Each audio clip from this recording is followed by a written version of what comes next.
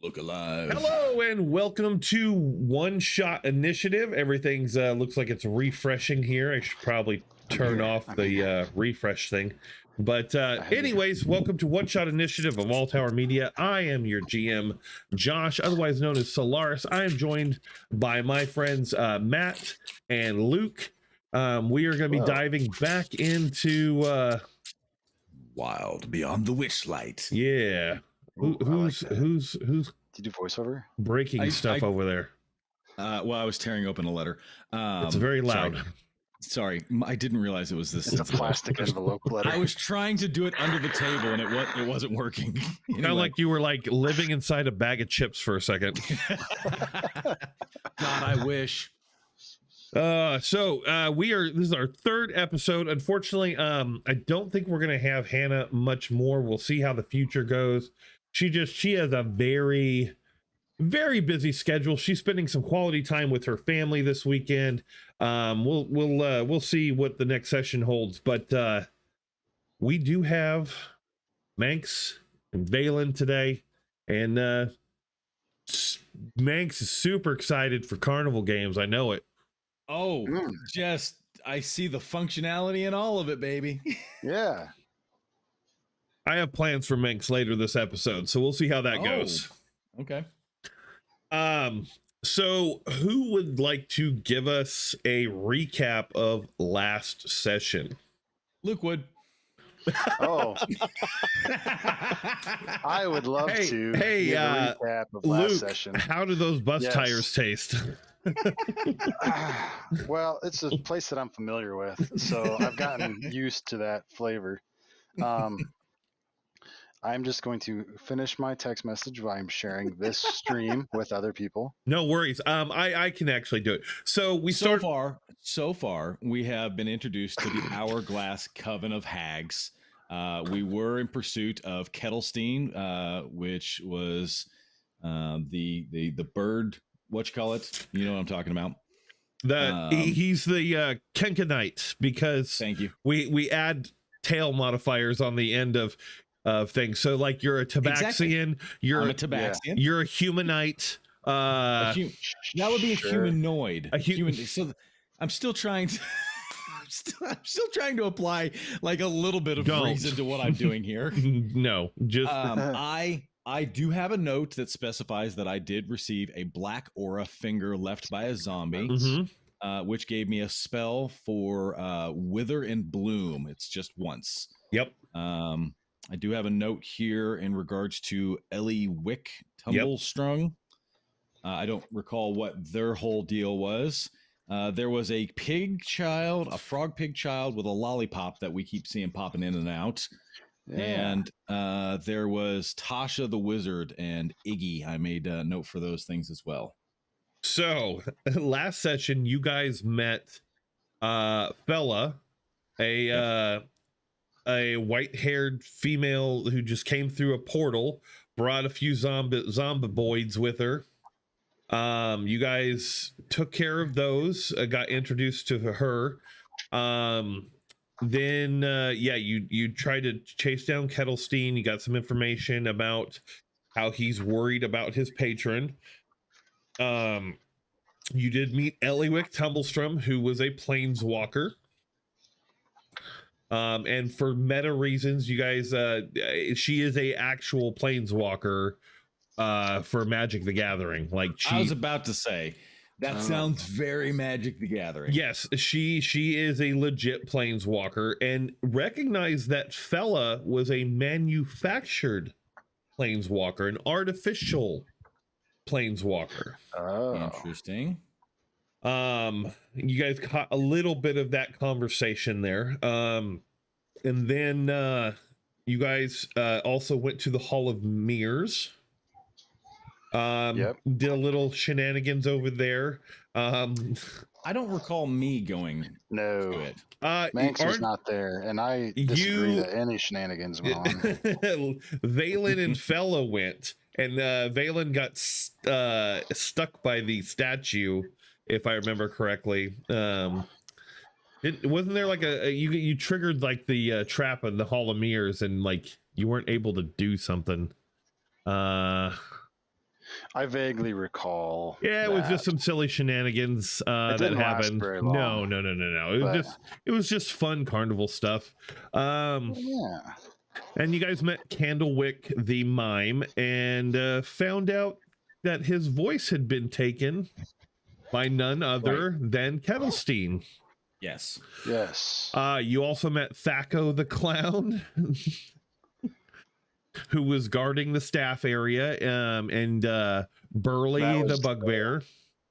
Yeah, those were both the session before. Yeah, I'm just kind of referencing. You guys had talked to Mr. Witch and Mr. Light, and you guys also went to the Big Top extravaganza, which we just finished, and you had your kind of powwow with Mr. Witch and Mr. Light about how they, aren't happy with the coven and their little thieving agents.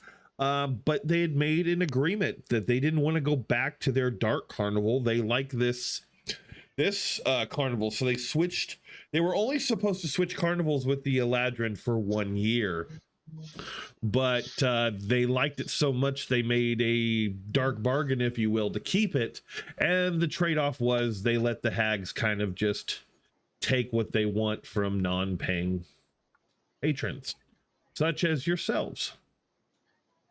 So we are now here. We just finished that. They are heading back to their wagons in the back staff area, and you guys are free to explore. They said they would open up the portal for you at the end of the carnival after the crowning of the Witchlight Monarch. Okay. So right now we're still at the Big Top. Right now, you are still at the Big Top. Right. Okay. Now, my question is, how come I can't see the map on our... Hey, there it goes. Because we were on the starting page. I'm like, listen, I can't see what I'm doing. I need a map. I built a really good Where map do in my I head. go?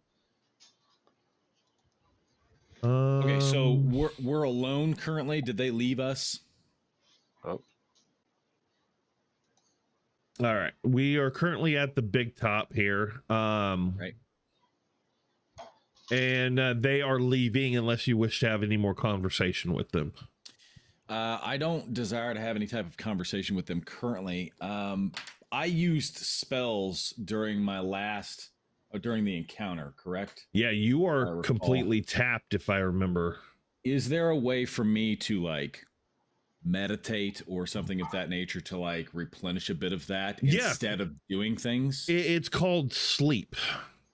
Okay. Well, I know that. I'm just saying that I am aware that you have other designs for me. And so I don't want to attempt to sleep. Okay. I would like to sleep. Can I sleep in order to be able to replenish some of my points and things? Not at the moment. No, there's not a good place to sleep, and you'll miss the end of the carnival and it'll disappear and you'll lose your portal. I don't want to do that. Listen, I don't want to sleep through it. Can I sleep partway through it and replenish some of my points? You can sleep for an hour, take a short rest, and not get any spell slots back. Well, that doesn't do me any good.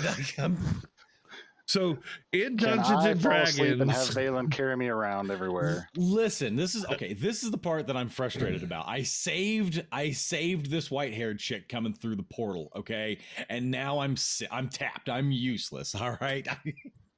And I get nothing for it. This is some bullshit. Welcome to Dungeons and Dragons. I know. Listen, the long rest mechanic requires that you rest for about 6 to 8 hours, and then you'll get your spell slots back. Is there a way that I can obtain the Ring of Sustenance someplace inside the carnival? Make an investigation check for me. Ooh, buddy. Ooh. I like that. All right. Hey, when the roll is given, there's a chance for success. Exactly. However so slim. Let's see here. There's me. There's that. All right. I need investigation. Ooh, Zinga. Public roll, I assume. Sure. At advantage. Cool. Here we go. No, not at advantage. 5. I got a 5. That sucks. 7 total. Yeah, 7, baby.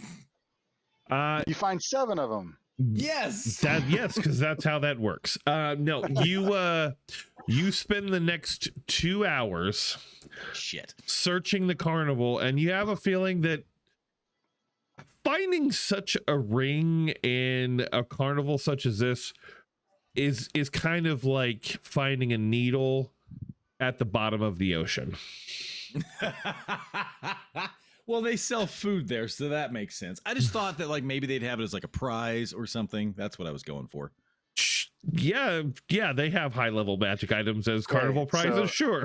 Listen, Going along with this, a true carnival would in fact have high level gifts as means of like baiting somebody into trying to win them with a low probability of success. Tell me I'm wrong. Yeah, like for example, over at the ring toss, there's a Vorpal sword sitting back there. See, I knew it. No, not really. but what I'd like to know is, since he's expecting this to be a prize, does that mean that Manx has gone around and played like all of the carnival games? I'm not playing the No, game. I can walk up to a booth and ask if they have what their Okay. prizes are. Yes, I Okay. don't have to play them. I will say this though. They do say at one carnival game there is a magic ring. Now they do tell you that it's not a ring of sustenance, but it is a magic ring.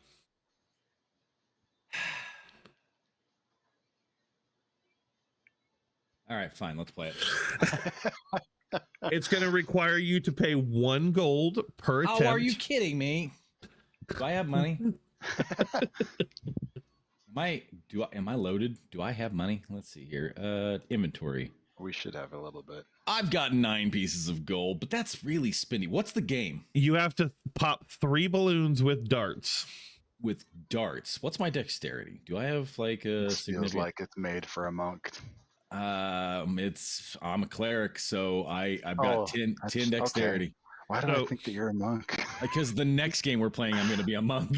Oh, yeah. Okay. All That's right. what it was. So hold on. I'm going to send you a message. Okay. Manx. Where are you throws sending me a message? Dart in chat, or it'll actually pop up on your screen. This is going to be a dexterity check. And give me 1 second. You're a dexterity check. Whoa. Oh, there it is. Okay. Well, no, not seeing anything yet. Oh, okay. Okay. So I got to Yep. Just click the dice in the chat box. clickety clack. Add advantage. 9. So you have to pop 3 balloons in order to get whatever this ring is. So you can Okay. make another check if you would like. Would you like to make another one? Was that an attempt? That was a single attempt, so I need you to remove 1 gold. Oh, And- I see. Okay. But that was my question. I was trying to find out like what is expected of me walking into this before I did anything. All That's right, what I'm trying you got a free throw then. Okay. Okay. So now I understand. Okay, I need to pop 3 balloons. I have to pass the success. It's 1 gold per each, and that's where I'm at. Yes. Did the 9 pop a balloon on my free throw? It did not. You notice there's a check mark and a red X. The red X shows that you failed in the chat box. Gotcha. Okay. So So do I click that same dice again? no, I sent you a new one because A new- don't do No, that. I was about to say you sent me something else. That was a perception check. Right. It defaults to perception. I gotta fix that each time. Now, Okay. I will tell you this: with each consecutive throw, the throws get harder as well. I will tell you Well, that. Because the balloon availability decreases as I'm popping them, if I'm popping them. No, it just gets harder whether you pop them or not because I'm an asshole. Oh, well, that seems absurd. All right, I've been hooked. Let's do this thing. I can see usefulness at advantage. Another 9. What? Oh, it's a 6. It's a 6. So that one does require you to remove 1 gold. That one does 1 gold. It's a Fine. gold per throw. Yes, It's a gold per throw. per throw. Sheesh. I mean, it is a booth giving away magic items. To be fair, To be fair. To be fair. All right. I'm hooked. Let's do this again. Double down, baby. All right. So hold on 1 second. Yep. Well, now my stubborn ass wants to do this. Can you make change? Because I've got bigger things than gold. What do you disadvantage? Gold? Boom! Boom! That would be a success. Good job. Hey. All right. One second. Because I got to set this up each time. All right, I just deducted another gold. And yes, I do have, what is SP? Oh, it's silver. No, Yeah. it's definitely not. Listen. Every 10 SP is a gold. So if you run out of gold, you I can pay him in silver? You can pay them 10 silver a piece. Yes. So is Val standing here with me, watching me do this? Oh yeah. Oh, I'm okay. enjoying it too. That's gonna be fantastic. Because here in a moment, I'm gonna be like a junkie asking you for gold. Hey, just one more throw, man. One more throw. I got this. I just got to get like one more. Hey, Nick, thanks for the like, bud. All right, here we go. Hudson, we got this. Hudson dropped in and said, Lucas, you can do it. Hey, thanks. Here we go, baby. At disadvantage. Damn it. All right. Okay. That's fine. It's fine. Let's go ahead and we're going to drop this down another gold. Okay. All right. Send me another one. Let's go. Jesus. Why aren't we doing this? Oh, that was close to the correct spelling. Do I have to do this 3 in a row? No, just 3. Okay, just 3 pops. All right, cool. Now, I will tell you, eventually, this is just going to be not able to be done. What? Why? Because it has a progressive... Oh, God, that was a perception check. Hold on. Yeah, it was. That's why I didn't do anything with it. So what is your dexterity modifier? Low is what it is. No, what it's a plus what? It's a +0. Oh, so once you hit... Okay. So 20 is as high as you can get. Yeah, that's what I'm saying, man. All right, here we go. At disadvantage. Oh, 1, baby! Okay, just so you know, you are currently at... This is the 20 throw. Oh, I have to hit a 20 to make this work? Yeah. Quit sending me perception checks. I changed it that time. I changed it. Dang it. You did. I'm looking at it. I am too. On my screen, it says dexterity check, perception check. I know. I see it. Check, dexterity check, perception check. All right. Here we go. All right. At advantage. Hold on. 18. I need to bring us over to like a different map here because we're not in the big top right now. Randomly throwing darts in the big top. Oh, Lord. That's why you're not hitting any balloons. All right. Well, I hit 1, so that was a damn fine throw. All right. So meta wise, you are at the point now where you can't succeed anymore. No, I know. Unless you roll 20s. I mean, I'll give you the natural 20 on this, but you can keep going if you want. Trust me, I am aware, but he's an idiot and he is like all about trying to. Is it just me or does this map look like the Millennium Falcon? A little bit.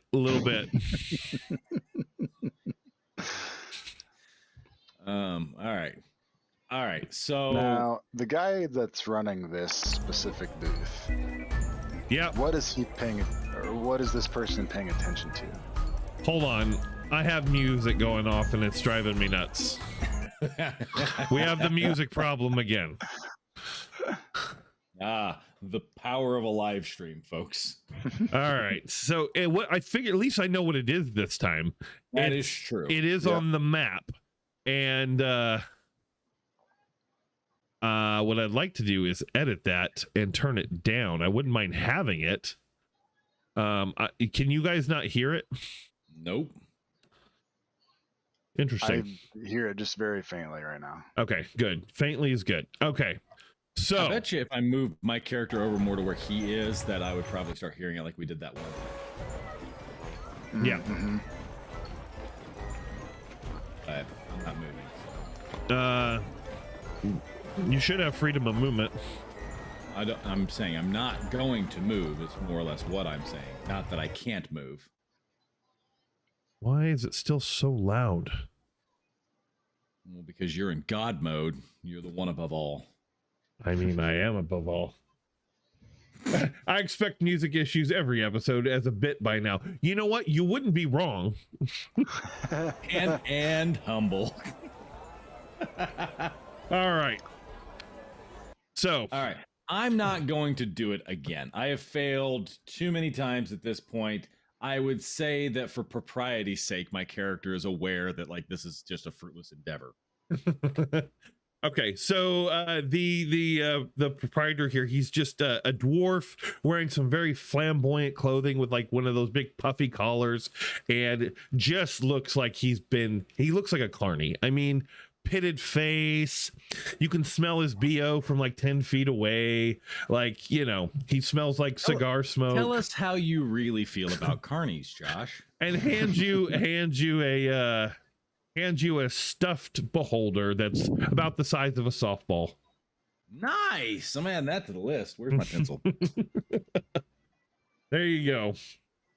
Children stole my pencils. Now, would you care to try yourself, sir? And he looks at you, Valen.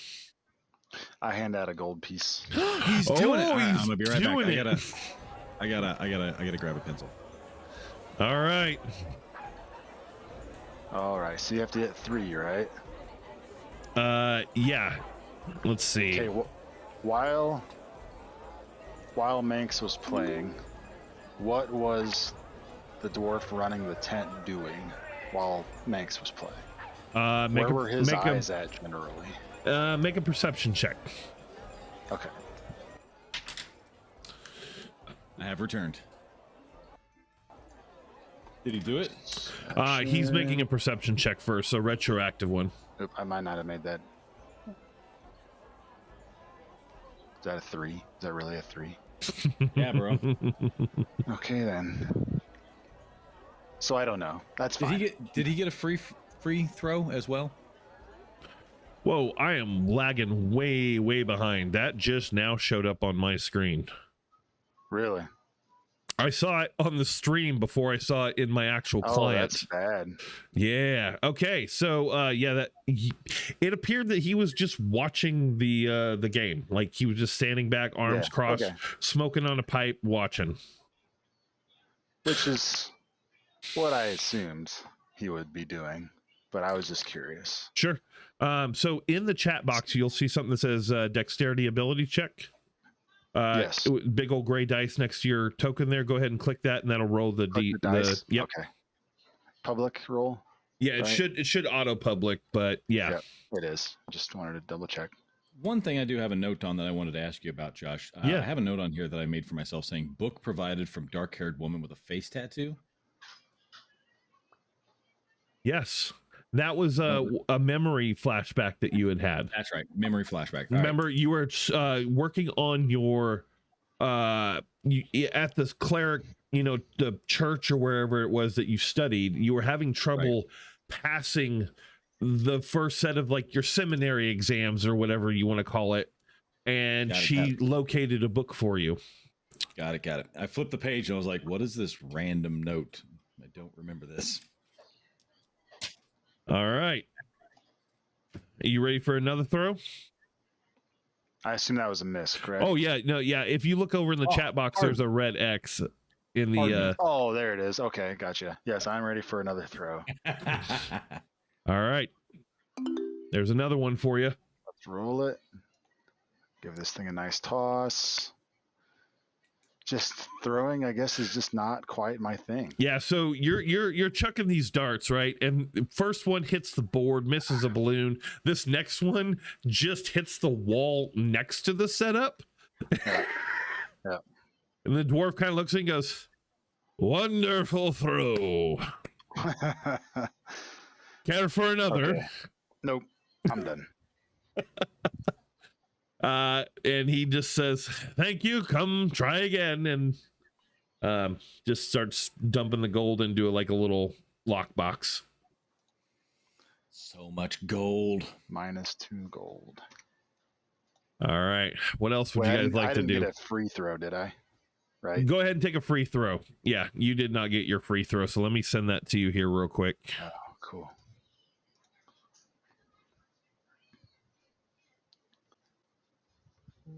Let's see. There you go. Here we go. Oh wow. That tracks. you put it right next to the other one off the See, that's actually really impressive though. he does. The dwarf goes, wow, that's impressively bad. You're But, nothing like- short of consistent. It was consistent, and you could almost say that was intentional. I think that I should probably get a prize just for consistency's sake. I'm not disagreeing. Make a persuasion roll, please. This is what Balin should be good at. Now, I did add a new toolbar for you guys. If you click on your token, I have the old HUD that popped up before at the top of the screen. The drop down buttons, not the one at the bottom, but like if you click on your token, you should have something pop up with buttons on the screen. Okay. Do you see that? If I click on my token, Yeah. Right, click the token. No, just regular click on your token. And and then it should pop. you'll get like buttons on the screen, kind of the top left area. Yeah. So that'll have all the things that you can do off your character That's sheet. Cool. All right. There we go. Wait, did I click the right thing? No, it's perception. Skills, persuasion. There it is. Persuasion, yep. Wow.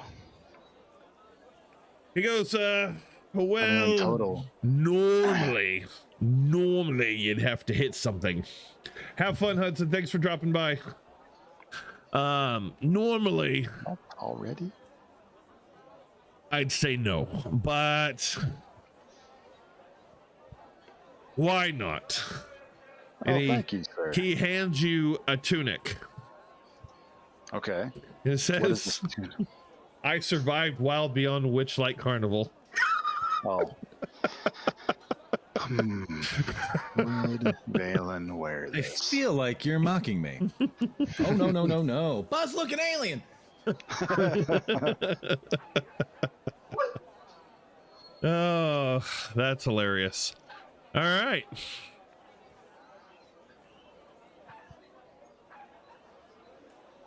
There. What do you guys wanna do? Now I feel more in tune with Luke.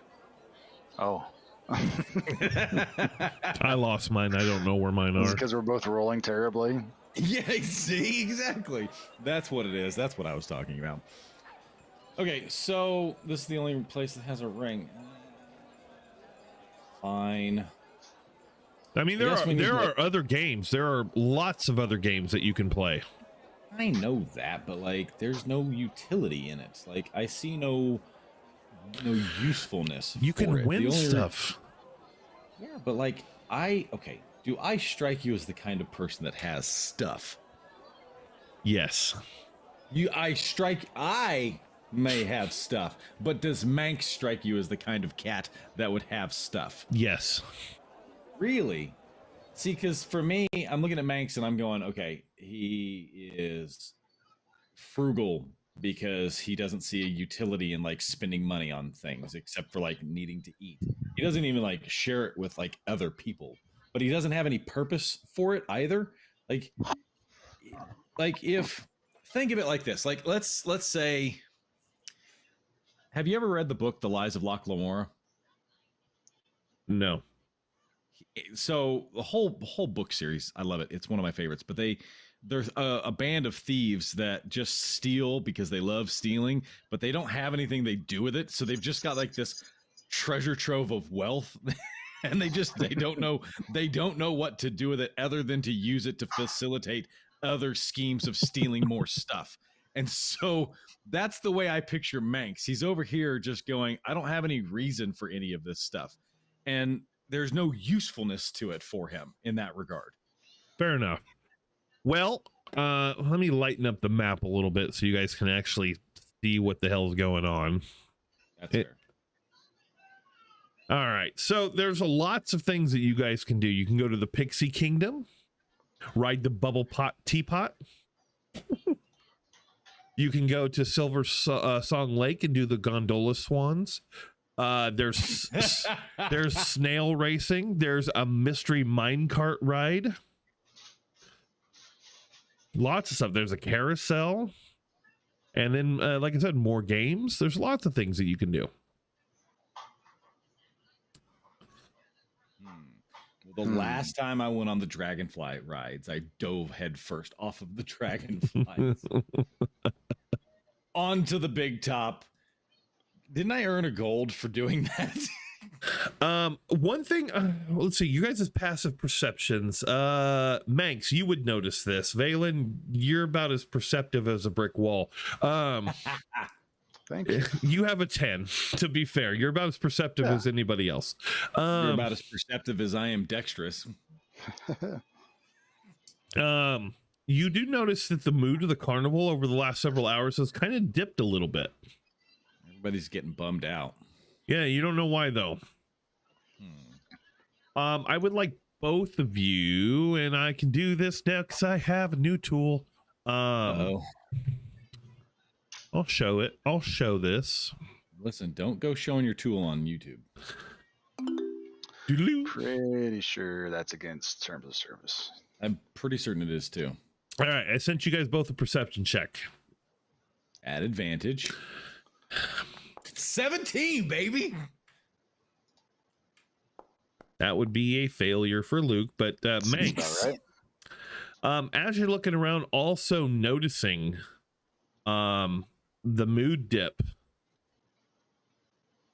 you're kind of like in one of these longer not alleyway, but a longer path in the carnival where you can see along a bunch of booths.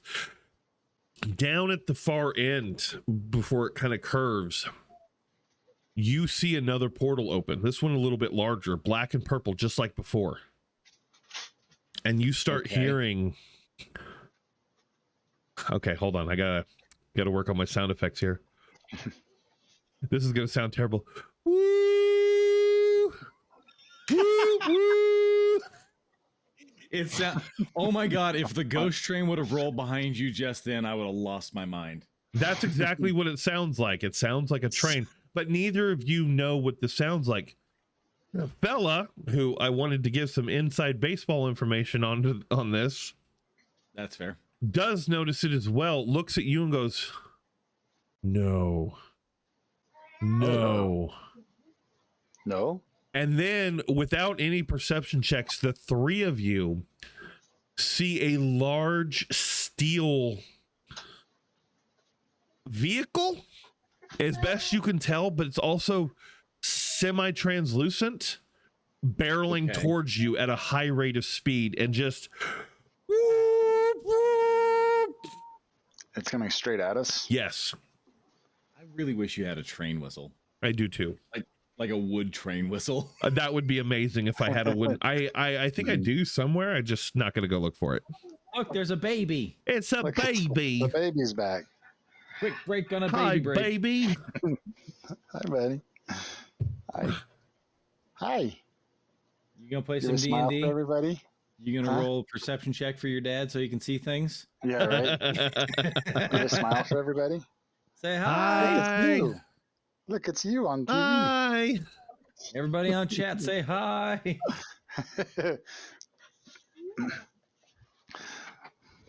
So, because Captain Oblivious over here is too enamored with the baby, I'm gonna shove him out of the way. No, and then he can see it now. Yeah, I see it. I he dive sees out it of the way. now. All I just three of didn't you notice- see it. I didn't notice the portal. Now, Okay. something that you notice, Manx, and I think Fella would too. I think her perception's high as well. No one else seems to notice this. What effectively is a ghost train, 100%. Listen, cats are very attuned to that kind of stuff. That's why they stare off into the corners.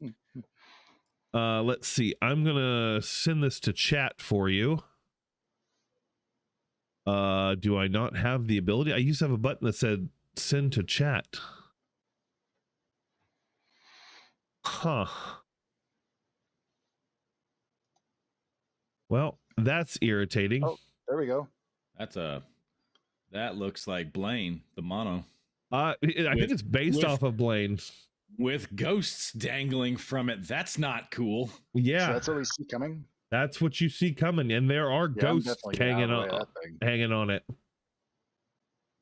That's terrifying. That is very terrifying. Don't go away. Does it speak in riddles? Because if it doesn't, I'm gonna be sad. Did I move this somehow? No. I'm just gonna be surprised if the train speaks. Well, you know. For all we know, this is a giant worm because we don't know anything different. As it barrels, because I assume you guys move out of the way, yes? You know, I feel like Luke would be standing there like Ray in Ghostbusters. Just right in the middle of it, right? Oh wait, that was Winston. That was Winston that stood in the middle of it. Yeah. All right. Well, fair enough. I definitely moved. Do you though? Yeah, I definitely moved. So now, because of that him hauling, you guys now have a dex check to make to get out of the way. I said right away that I dove out of the way. I said it immediately. I was being comical with my response on behalf of Luke, but yes, we all move, but I'll do it anyway. I will still do it. At advantage. Is this a check or a save? It's in the chat box. I sent you a request there. He sent us buttons. You asked so close, dude. So watch this. This is what happens. So I stood there like Winston. You push Valen out of the way. Yeah, I said I dove out of the way. Yeah, he dives out of the way. You try to push him out of the way, but he's already gone. Which means you stumble and stand there. Oh man, it's a good thing I got 9 lives. I need you to take 1,000 points of damage. 4 points of psychic damage. Yeah, you got hit by a freaking train, Manx. As you stand there, as this train blows through your body, you see inside the train there's a single passenger sitting in the front seat as it barrels by, and he just kind of looks at you as it goes by, and you're just That's what I'm saying. That's what I'm saying. A portal opens up and the train goes through it and it's gone. I get hit by a train and it just rolls on like it's nothing. It is literally, it's called Siri 131, the morning rail from Eberron. It is a ghost train. It is a traveling domain of dread. Okay. Listen, from here on out, I'm going to take a nap on Luke's shoulders. He's a giant. I can curl up there. I've seen a cat do it before. I'm going to sleep. Someone just wake me up when the portal's open. So you are now standing there covered in ectoplasm. Oh my God, I'm icky and everything. Yep. You know what? Look at fella. She is just mortified.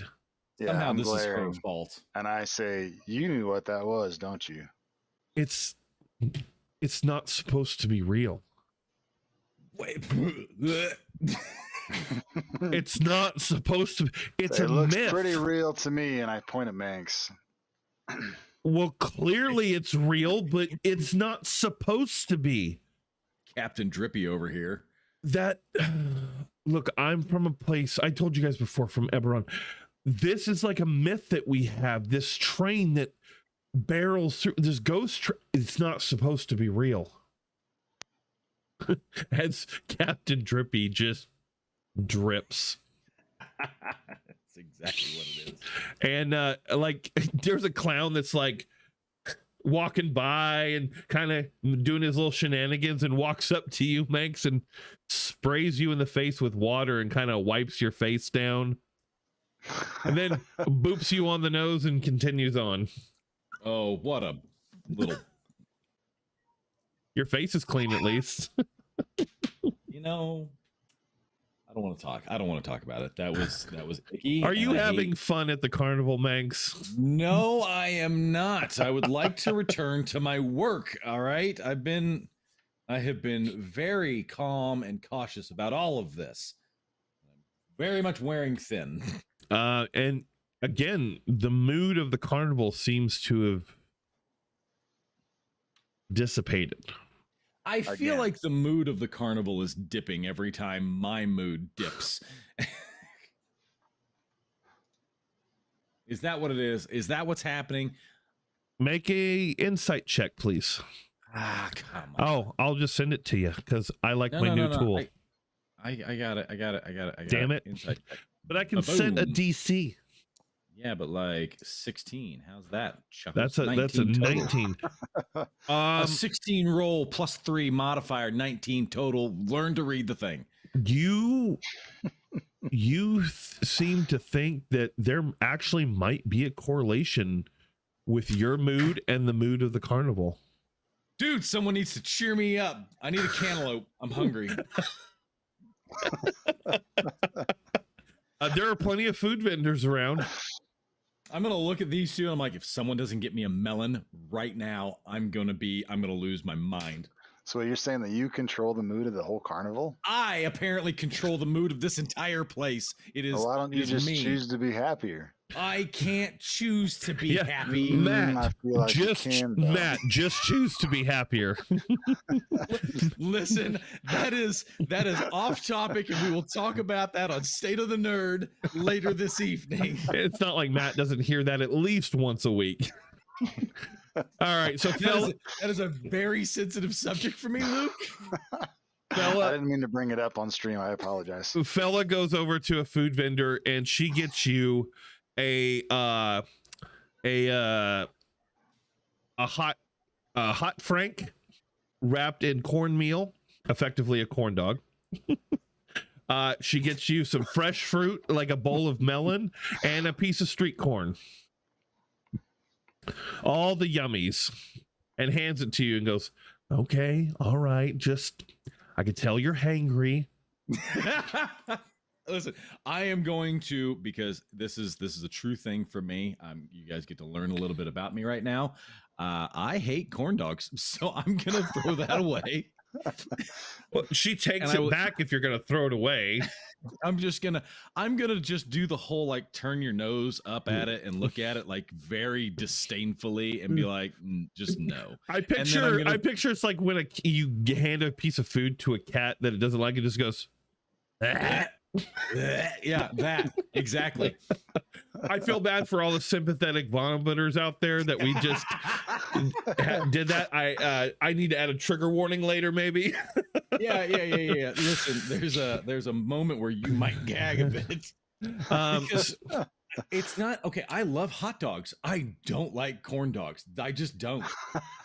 Yeah, we know you're weird. So she hands you the street corn. We literally lost a viewer after the gag. Oh God, that's all right. I'm sorry. So you have the street corn and the melon. Yes. In Valen, she kind of hands you. Would you like the corn dog? I'll eat it. All right. So there you go. All right, so I'm gonna eat that. The melon is especially that. I save that for last because I'm gonna eat the corn while it's hot, and then I'm gonna eat the fruit after the fact and really savor the sweetness of it. You can recover 1 hit point. I healed a little bit. Hooray! Valen, you can as well. Quite squishy. Oh, sweet. I will heal back to max because I was down hit points. He's like, I feel so much better. I'm over here going, that's cool. I'm about Half-Life right now. I just got hit by a freaking train. Okay. I just saw it. Where'd it go? All right. So as a result, I am still doused in ectoplasm this very second. Yes, you are. I would like to go like clean this off someplace. Can we do that? Yeah, you can head over to Silver Swan Lake and the Gondola Swans. It's like an actual lake. Well, yeah, but like there's a river that goes all the way around this place. Can I not just like wade off into the river? I mean, sure you could, but that's not as fun. Well, we're okay. I picture us being down over here near Yeah, I pictured you guys down either by the Mystery Mine or snail racing or somewhere. That's where I was at, and that is a long walk across to Silver Song Lake, covered in ectoplasm. And I was hoping to do some of those things while we were absolutely. So yeah, there's that little bend in the river right there. That river, you see swans going through that river. It's like a lazy river that goes around the entire carnival. Oh, but I assume it starts up there at the gondola swamps. Yeah, that's kind of the entry and exit point. So, okay. But yeah, as you're bathing in the river, swans are going by, and people are like, "Okay." I can picture myself at like Silver Dollar City in Branson, like wading off into the lazy river, which is just nasty. So now, this weird looking penis rock that's right down here between the snail ride and the mystery mine, that's where I'm going to be easing off into the water, by the way. Those are words that you put into a sentence. You're drawing towards the penis rock? It is a mile marker. That's the way I'm using this. It's I was good with the bend in the river, but if that's how you want to identify there's another bend in the river between the snail racing and the Hall of Illusions. I'm making very specific claims to where I'm at. Sure. Now that you're clean and you've eaten your melon, do you feel better? Yeah, absolutely. I feel delightful. My clothes are a little wet, but I'm fine with that. Do you feel like you're significantly better or just mildly? Oh, I'm significantly better comparative to where I was a moment ago. Okay. And you see that reflected in the carnival goers around you. Son of a bitch, it's me. I control this whole world. I am a god. All right. Is that how Manx is reacting? I feel like it's not. Now listen, when I start getting this idea in my head that somehow I'm more in control, Hannah goes, hey, listening. it's only gonna get more like powerful the more I start to feed it. Like the more it increases, the more he's gonna go, yeah, it is me. I'm amazing. Which will only compound the issue and make it more bright. I'm sure he's also thinking, how can I use this to my benefit? Yeah, no, absolutely. I need to find answers, and this is useful to me. Therefore, we need to continue to feed this in my head. Now, at some point in time, I'm certain that it'll like immediately snap back the other direction. Like a horrible, horrible rubber band of emotions. Right. All right, so you guys are all fed now. You're clean. What Luke, you'd mentioned possibly wanting to do one of the either snail racing or the mine ride. Let's check things out. We got some time to kill. Might as well make it worthwhile. So sure, whatever one we're closer to, I'll have you're closer to the snail racing, more or less. Because penis rock is right next to snail racing. Because yep. That is a true statement. That's a sentence that never got formed prior to D&D. The grandstands next to this race course, they're filled with cheering fairgoers, ringing bells, swinging rattles, and waving flags. On the starting line, you see 8 giant snails are having their shells scrubbed by pixies. Above the circular course, a wooden gantry hangs from the branches of a central tree, where 2 goblins officiate the proceedings. So you guys are more than welcome to step in here and watch, or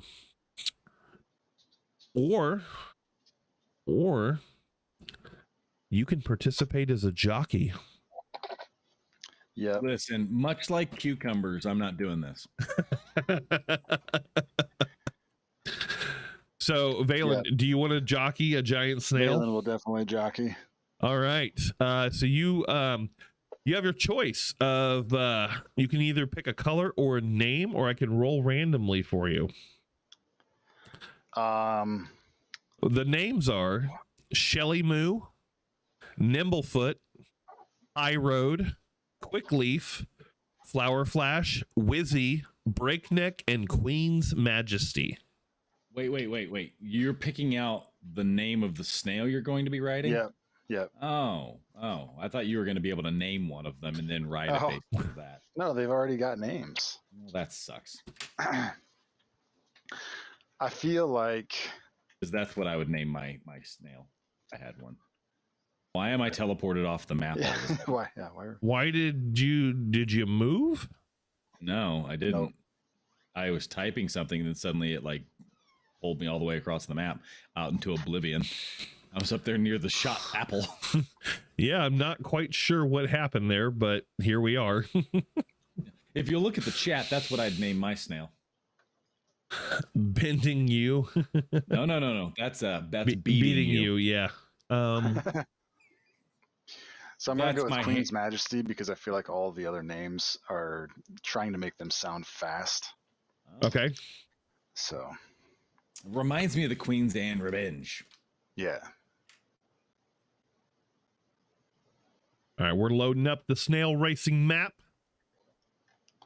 Whoa, it's huge. I know. Look at the size of this thing. And mine is still loading, even though I'm the host. You have to That's have- awesome. You have to have animal handling for snails. To be fair, you're running a lot of stuff right now. I am running a lot of stuff right now. So, racing rules. This is going to be 6 rounds. Oh boy. 6 laps? 6 rounds for a lap. Do you have to pull off to the side into a pit, like in order to be able to change the tread on your snail? So, you're going to make an animal handling check. Okay. Freaking called it. They're snails. They're insects. Which They're I'm so good still at 'cause part my of the wisdom is so animal high. kingdom. That's great. Well, so are you, but like we don't handle you. I mean, if you did, it'd be an animal handling check because I'm a wild man. Oh. All right. So, on a successful check, your snail moves an extra 10 feet per round, or 20 feet if you succeed by 5 or more. Nice. On a failed check, the jockey snail moves 10 feet slower or 20 feet slower if you fail by 5 or more. Wait, okay. Can I do this as well? You can. You can definitely do it. And This is gonna make me very uncomfortable. I'm only gonna run 3 snails. The 2 of you, Okay. fella's gonna watch, and then we're just gonna have a random snail. So The only reason I'm gonna do this is I'm gonna be watching somebody explain this to him, and I'm gonna be like, I can do that too. Well, I feel like what happened too was like we all got on our snails, and then there wasn't one left over for you, and you just like knocked somebody off of theirs. I mean, listen, you're an idiot. Let me show you how to do this. I'm uncomfortable doing this, but I'm gonna do this. all Okay, right. So are you giving us animal handling checks to make, or do you want us to just do it? Yeah, I will. I will send them to you, Okay. He's such a kind DM. He is. and we're gonna. Ernest the monkey is joining you. That Ernest was the monkey. That Is he was the one that was running the playing Calliope. Yeah. Yeah. All right. So, I barely hear music right now. yep. I hear it a little bit. It's just yep. like barely, like the slightest amount. You can adjust your volumes on the little music tab. Oh. Oh yeah, the music. All right. And you're off. The race has started. A goblin shoots a little pop gun into the air and goes, go! At disadvantage, a 7. Look at me. I'm Why do you have going- disadvantage? He's just Well, saying because I'm- random things. Okay. Because I'm an idiot. Oh wow. Wait, what is baboon? Baboon is the monkey. That's the monkey. Oh, there's a monkey jockey, huh? Okay. Valen, Yeah. did you roll? And he's winning. Oh, I sure did. Lord. The snail I think probably kicks me off. He like rears up and I fall off and have to get back on. So you all get to about here. Stop. I want just one thing. Okay. The baboon gets up to here and Manx gets up to here. Mm-hmm. Yeah. All that right. feels right. Killing it.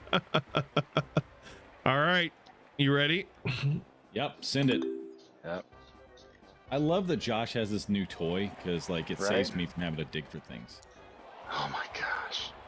At super advantage. I'm getting destroyed. Come on, baby. There it is. I love it. Well, the baboon got another 20 somehow. Yeah, well, I feel like that's just you. So pretty much the same.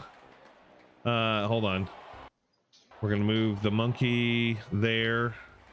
You're there, and you actually succeeded. Valen, you're still a little short. Mm-hmm. You're a little short, friend. All If right. this was the dragonfly races, I just want it to be known that I'd be so far gone. You would be. You'd be. All right, I'm gonna take the inside corner on this turn. All right. Here we go. All right. All right. Okay. At disadvantage. Oh, hard disadvantage. 8. Ugh. All right. Dude, baboon, knock it off, my friend. All I right. gotta roll when there's no dice on the table. Do you guys see the baboon's result? It didn't come up for me. No, I didn't see No. it come up. I didn't see it either. The dice said 6, so even though it didn't give me a total, he did not do well. I see the dice roll on the screen. Yep. Like I saw it, but it didn't register it.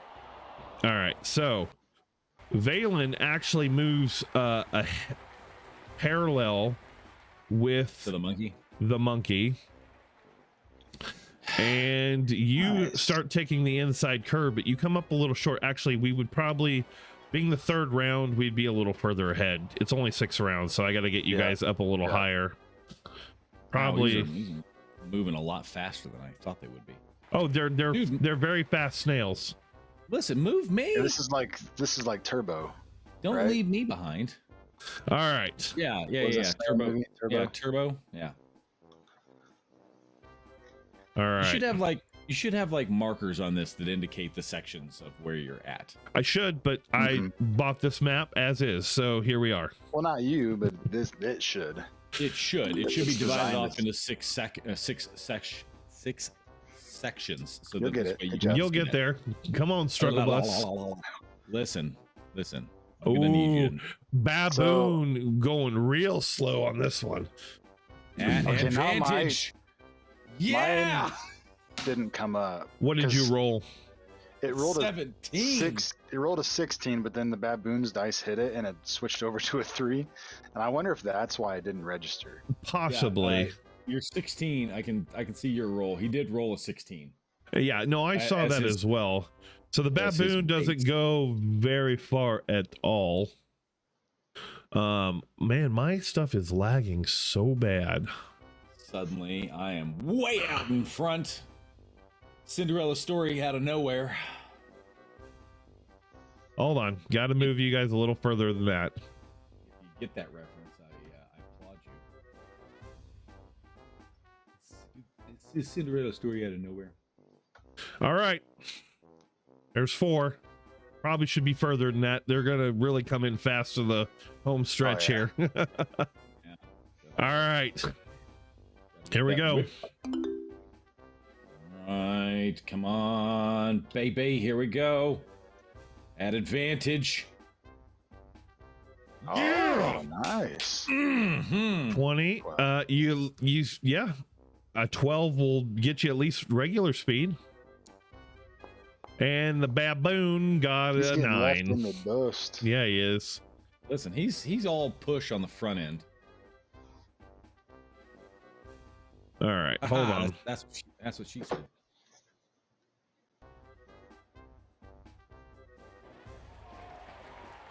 All right. Baboon's getting way left behind. Crowd is cheering for Manx. All right, this will be the last roll. I gotta pull it through. Come on. All right. We got this. Nope. We got this. At disadvantage, no less. Ooh, yeah.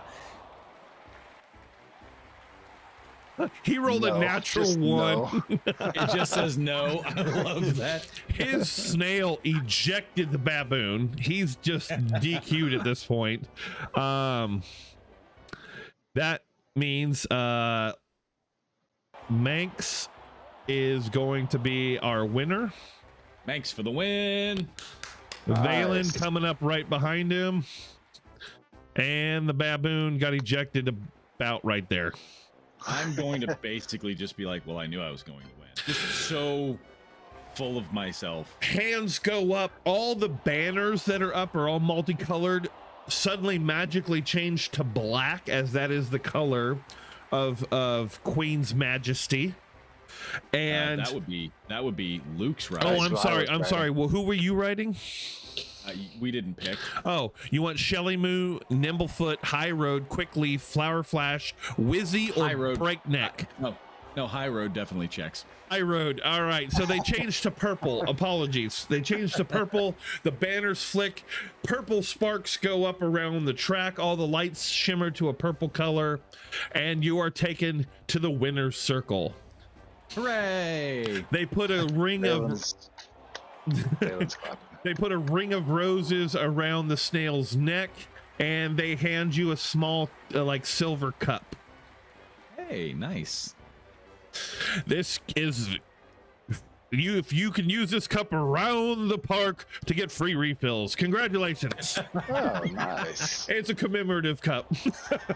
All right. Is it a big cup? It's about 16 ounces. It's not huge. So it's a mug. Yeah, effectively. All right, cool. There you go. Yeah, I did it. I won. And Guys, I won. Inside of it is a small potion bottle.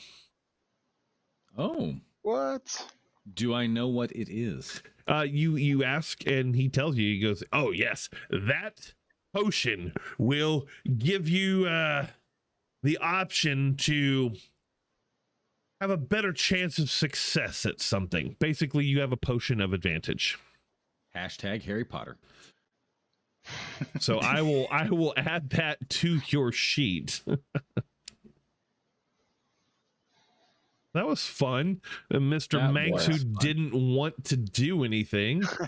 Listen, I didn't want to do it at all because I don't see like the usefulness in this, guys. I recognize that the people that were going to be doing it are idiots. And so I needed to make certain that if it was going to be done, it was going to be done properly. Well, the usefulness is right in your hand. Oh, well, I mean, I can buy most drinks. of these things have prizes. Well, can you buy that potion? Did you know that potion was coming? No. But that's not so the there's point. Prizes at a lot of these things. That's the usefulness of them. Okay, fine. I suppose we'll play some games as long as there's something to be had from it. I'm just saying we've got time to kill, and we might as well do something at least enjoyable with that time. That's fair. Fine. Does the mood go up? It does, actually. You guys significantly notice the mood increase. It's me. I knew it. Guys, I don't want to bring attention to myself too early, but I kind of feel like I think maybe they think I'm a god.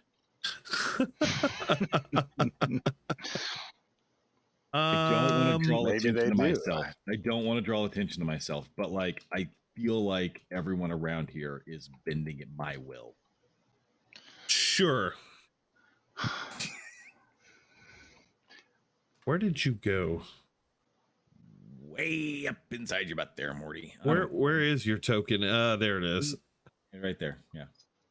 I'm going to put you effectively right there. Nice. Why can't I move you? I don't know. Am I not close enough to the map here? Come on. Because I am a god and you cannot move gods. Sure. That's hey, Valen, where did I put yours at? The grid is so small on here. Oh, actually, are you talking? I found you. The big map? Okay, good. I found you. Yeah, the grid is so small on here. Oh yeah. There should be a way to ping the characters. Oh, why were you way over there? I don't know, man. I did that because the way the stream camera works, it hones in on your tokens. So in order to see the whole map, I put you guys on opposite sides of the map. So it fit everybody in. So now that smart. I'm Very going smart. to do this similar around. I'm assuming you're going to the minecart ride next. I'm going wherever His Majesty wants to go, I guess. I would like to let's point go. out something that I did not notice before until just now. If you look at the minecart ride, do you see Yeah, it goes- anything familiar? Familiar? Does it have something to do with trains? No. Look at the decoration of the minecart ride. It's got masks and eyeballs. They're numbered? Specifically the cave with the dragon face. That's very similar to the dragon cave that the roller coaster went into on the cartoon show. Oh, really? Yeah. No, Yeah. yeah, you're not wrong. Oh, cool. Yeah, I just noticed that. I'm like, hey, that looks Huh. oddly familiar. Very nice. All right. So Little the details. minecart ride, if you will, the mystery mine. Propelled by magic, minecarts laden with fairgoers trundle into an opening carved like a dragon's mouth. The carts reappear moments later on the far side of the attraction with the passengers expressing a mixture of bewilderment, fear, and excitement. Near the entrance, a male dwarf dressed like a wizard shouts, "Unlock the mysteries of your mind inside the mystery mine." His bushy eyebrows, pointy hat, and holds a large clockwork contraption shaped like a giant eye. But it's just it's not just a circle. You don't know where the It's- rest of it goes. Man, it's Yeah. a freaking portal, man. Yep. Mhm. What is happening in this world with random portals? Hey, friend, can I walk the track for a minute? No, in order to enter, you must get on a minecart. If you guys are going to ride this, I need you to send me, whether it's on Facebook or a whisper in chat here. I'd prefer a whisper in chat if possible. I would like you to send me an animal that your character fears. I mean, it's a cucumber. That's not an animal. How do I do that? So see where the drop down says public role, private GM role. Oh, that'd be okay. Do a private GM role and just type what you would like here. Okay, the first one's a joke. Second one's the reality.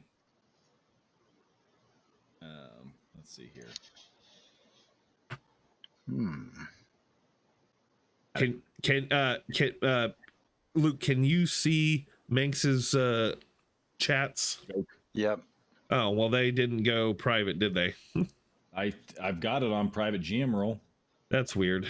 Oh, I think well. What that's if it does it need to trolling. be blind GM roll? Try /W and then type GM and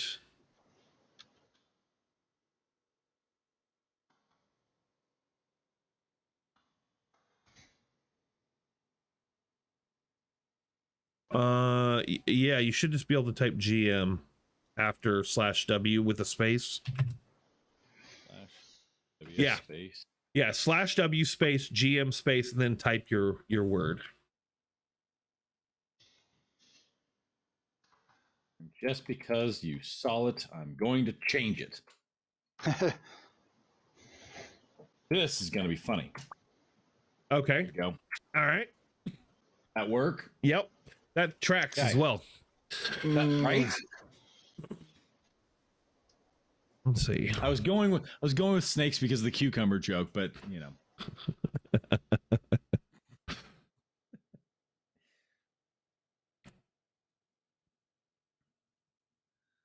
No, that's not good. Is it a marmalade? Are you afraid of marmalades? I don't know. There we go. That's a good one. Oops, if I could spell it right. Marmalade. Marmalade the jam. Is it an ibex? Oh, Okay. it has to be an ibex. All right, there we go. All right. So you guys, a cart pulls around and you notice there's a single seat. Who's going first? What? There's multiple carts on the track. Yes, there's a single seat in each cart. I'll hop in. All right, so you pop in and then it starts to clink along the track as another cart pulls up. People exit. Manx, you get in? Sure. All right. The carts begin to pick up and you pass the dragon's mouth. And the best way I can describe this is, have you ever seen Charlie and the Chocolate Factory when they're on the boat? Yep. Sure. Just total nightmare fuel of psychedelic trip. That's kind of what starts happening. You have colors flashing back and forth. So it's like when Thor lands on that planet and is being taken to meet the Grand Master. Grand Master. Yes, things start flying past you. You actually start seeing images of your life prior. Oh, Manx, you experience emotions you haven't experienced in a long time. I don't like this. I want off this ride. And then suddenly, as all this is happening, you're no longer in the minecart. Luke, you are just standing in an empty cave. Mm-hmm. And suddenly bats surround you, flooding into your face, clawing at you. I need you to make a wisdom save, please. Okay. Let's say if I can, I would just start like using my cantrips to like shoot at these things. Absolutely. Go ahead and make a wisdom save. I want you to make it a blind GM roll for me, please. Wisdom, blind GM. Okay. All right. While terrifying, you kind of hold yourself together. And you pee a little.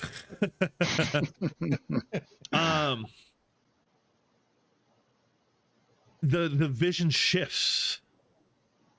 Now there is a massive bat sitting before you, reaching down to bite you. I need you to make the wisdom save again, but now at disadvantage. Okay. Again, blind GM roll. Yep.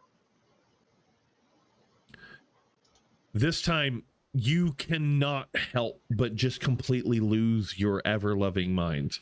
Mm-hmm. This is just, you don't know where the cart went. You don't know if you went through a portal like fella came through. You don't know where you're at. And this bat starts chasing you through this cave. More bats start coming at you. How is Valen feeling right now? Oh, just terrified. Just trying to get away. Super fantastic. Starting to feel angry a little bit too. Angry? Okay. Yeah. I want you to make one more saving throw again at disadvantage for me.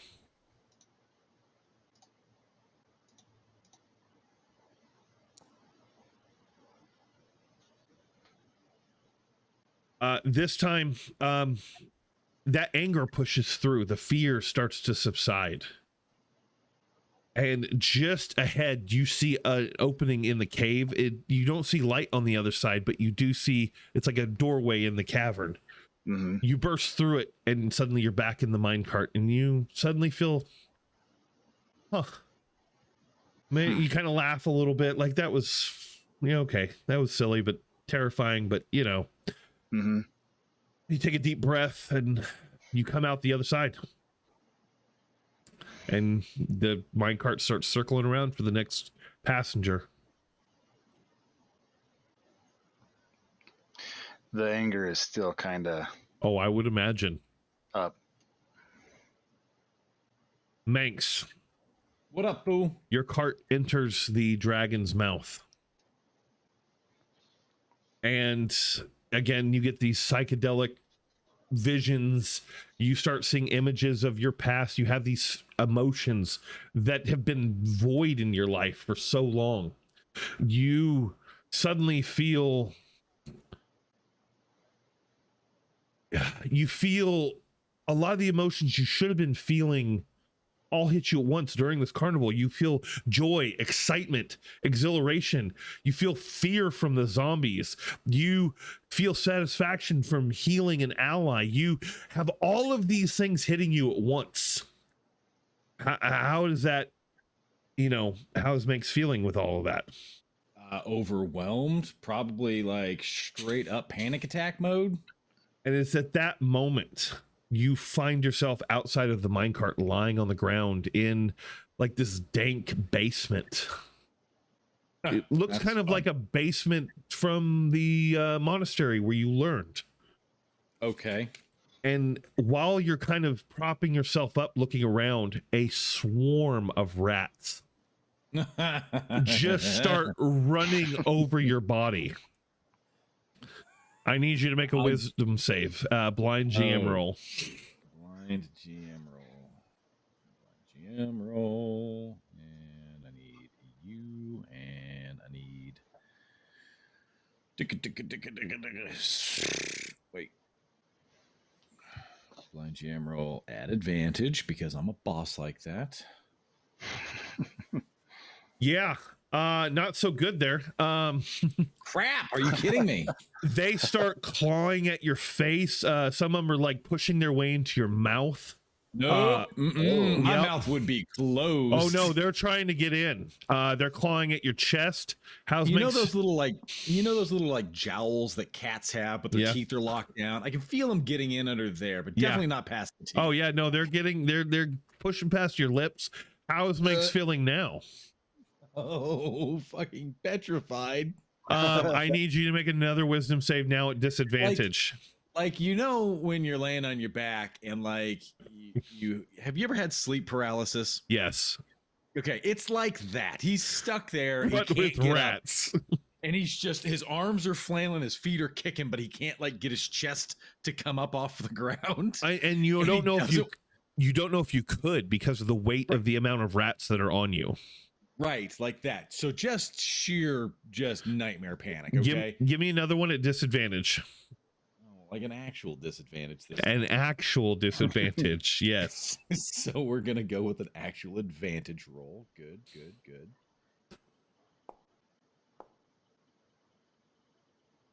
All right. Part of you holds on to something that this can't be real. You were just in a minecart. Okay.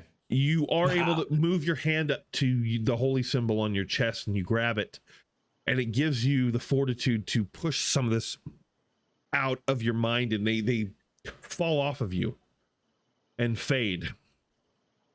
Oh. And you see no more rats. There is a door though that gets you out of the basement. I will go through the door. I need you to make another wisdom save at disadvantage. Okay, let's do this, buckaroo. Just a second, guys. Yep. All right. Advantage roll, because I'm a champion.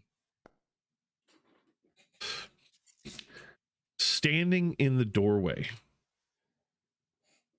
is the rats that have formed a rat king. Oh, okay. They're all. Is it a pile of rats making into one full rat, or is there like no? Okay, they're individual rats making a giant rat standing about your height. Okay, and they just screech in your face, just. Okay. How would that make Minx feel? I think he would find it comical because that's not the behavior of rats. Right, but considering your failure that you just got. True. I'm saying that, okay, so it was his logical brain that got him off the ground, right? And so he's got this mentality like this isn't necessarily real. So even if he's hit with a wave of like that doubt that second time around where he's like, well, maybe, I still feel like he's going to look at it and go, that is absolutely ridiculous. Does you know what I'm saying? Oh yeah, Like, it's still terrifying. Even in the face of it being terrifying, he's like, that's just stupid.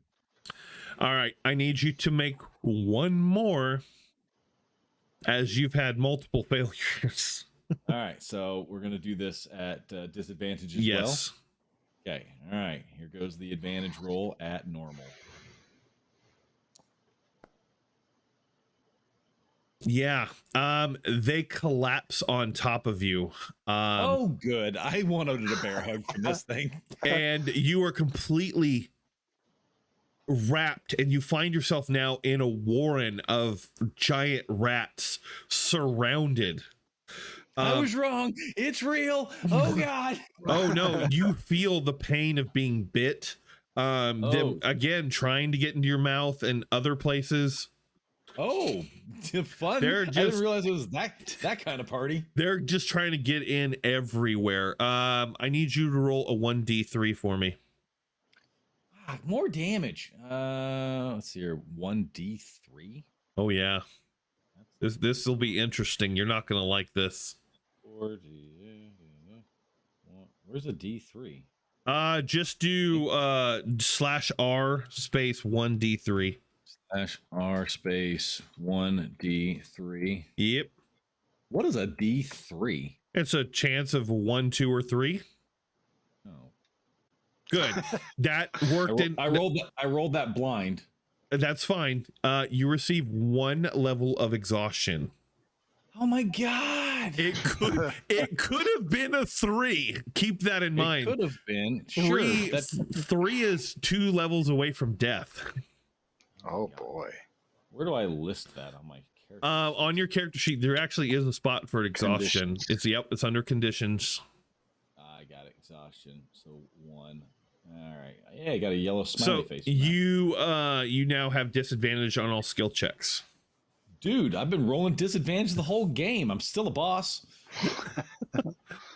So you're out of spell slots. You're injured. You're now mentally exhausted from this And minecart yet ride. I'm still so happy because You're like, not. I had fruit. You're not. I had fruit. There were slugs that I won. The mood of the carnival dipped significantly after that. I boy. told you I'm a god. So Luke, you're standing there waiting at the little platform for Yep. Manx to come out. I would How like does to Manx point look out, when the cart comes out? like a drowned rat? Like worse than I probably did. Worse than I did covered in ectoplasm, okay? All right, so your cart rolls around to the platform and you're just there. I imagine like vice gripping the edge of the mine cart. It's claws just embedded in the minecart. And the dwarf's like, "Thank you for enjoying Mystery Mine. Come again." I My grabbed the response dwarf. is going to be You grab the dwarf. Okay. Yep, I grab the dwarf and bring him in close. I like, what did you do? Oh, it shows something different to everyone. It gets you in touch with your inner self. I hate my inner self, apparently. You can't just give people a nice ride here. Other people are getting off and having a great time. Playing with their fears. It's delightful. So you're just messing with us then? It's different for everyone. I apologize if you had a bad experience. Would you like to try again? Does fella get to go? Fella opted not to go. I just push him back and walk away. Okay, listen, we're gonna go to the swans. I'm gonna ride the swans, and I'm gonna take a nap while we ride the swans. I'm so beaten up. Okay, listen, I walked into 100% of this carnival not wanting to play games, not wanting to save the damsel in distress, and I'm the only one that's been taking an ass kicking this entire time. See what happens when you try to have fun. All right, so you guys make your way across the carnival over to the lake. Enormous swans glide through the water here, pulling ornate wooden gondolas draped in flowers. The swans disappear into the banks of the silver mist as they wind their way down the river. A jetty extends ahead, at the end of which waiting swans preen their feathers. As we walk along, I'm going to turn and look at Val, and I'm going to say, listen, I would like to point out that despite the last few minutes, despite everything that's been going on, I still recognize that this place, this darkened mood, yeah, that's because of me. You are still seeing me in control, and I hate it.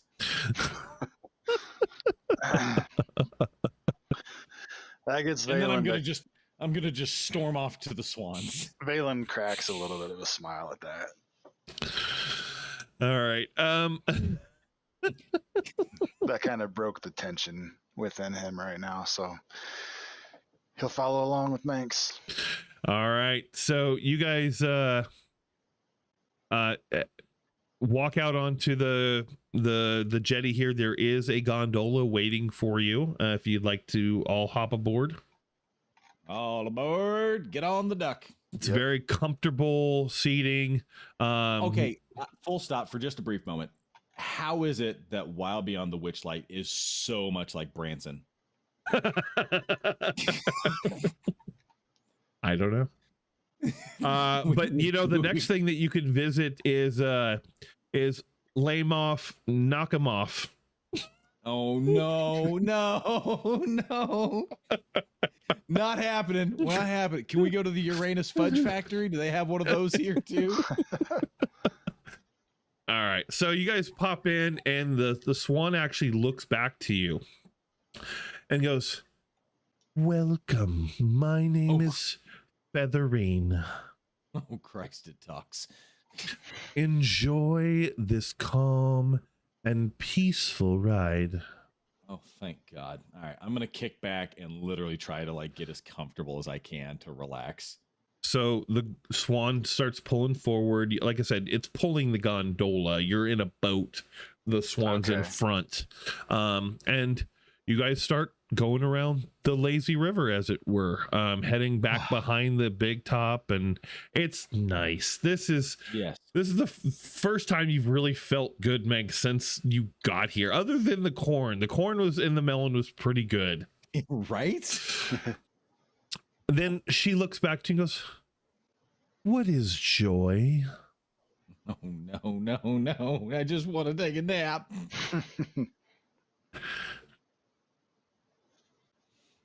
What is joy? Is that the question? Are they like waiting for a response? Yeah. Joy is the absence of chaos and despair. Ah, thank you. Another few minutes go by, and the wind's kind of just breezing past. Very kind of warm, kind of comfortable evening. And I imagine I am starting to zone just a lot. Like, I'm out. Like, my brain is totally off. And as you're dipping off, the swan goes, "How do you know you exist?" Val, you better do something about this. Am I noticing that Manx is lulling off to sleep? Yes. When this happens? Uh-huh. I think you might be able to stop it. How do I stop it? Tell me that. I think you need to stay awake. How do you know you exist? As a matter of fact, how do I know that you exist?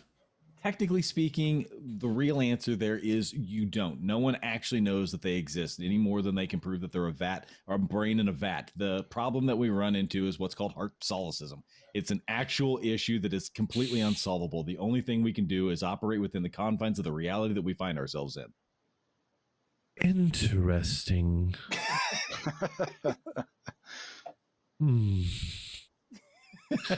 Like, I'm sorry, that's an actual answer to that question. You guys continue around the lazy river. You're now around kind of the backside of the Hall of Illusions. You see another snail race is starting up. In worlds so full of magic, Is time an illusion? Time is a construct that's given to us by thinking sentient beings that allow us to mark the passage of events as things occur. But does that not invalidate that this is an illusion or not? Cannot both be true? No, I'm not saying that one or the other is in fact true. Time itself is simply a unit of measurement that we allow us to mark things and events as they occur throughout time. It's neither linear nor is it like simultaneously occurring at any given point in time. I really enjoy these conversations with you. Valen's gonna kick back and go to sleep. And Fella is just like chuckling underneath her hand. Now, a point of fact, Featherine is not specifically talking to just Manx. I know. She's just posing it to the group.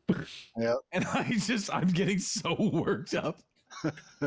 You know, at one world that I was in, one person postulated that time is a weird soup. What? I always found that a very interesting allegory. No, time is more like a rug, but never mind. It doesn't matter. Like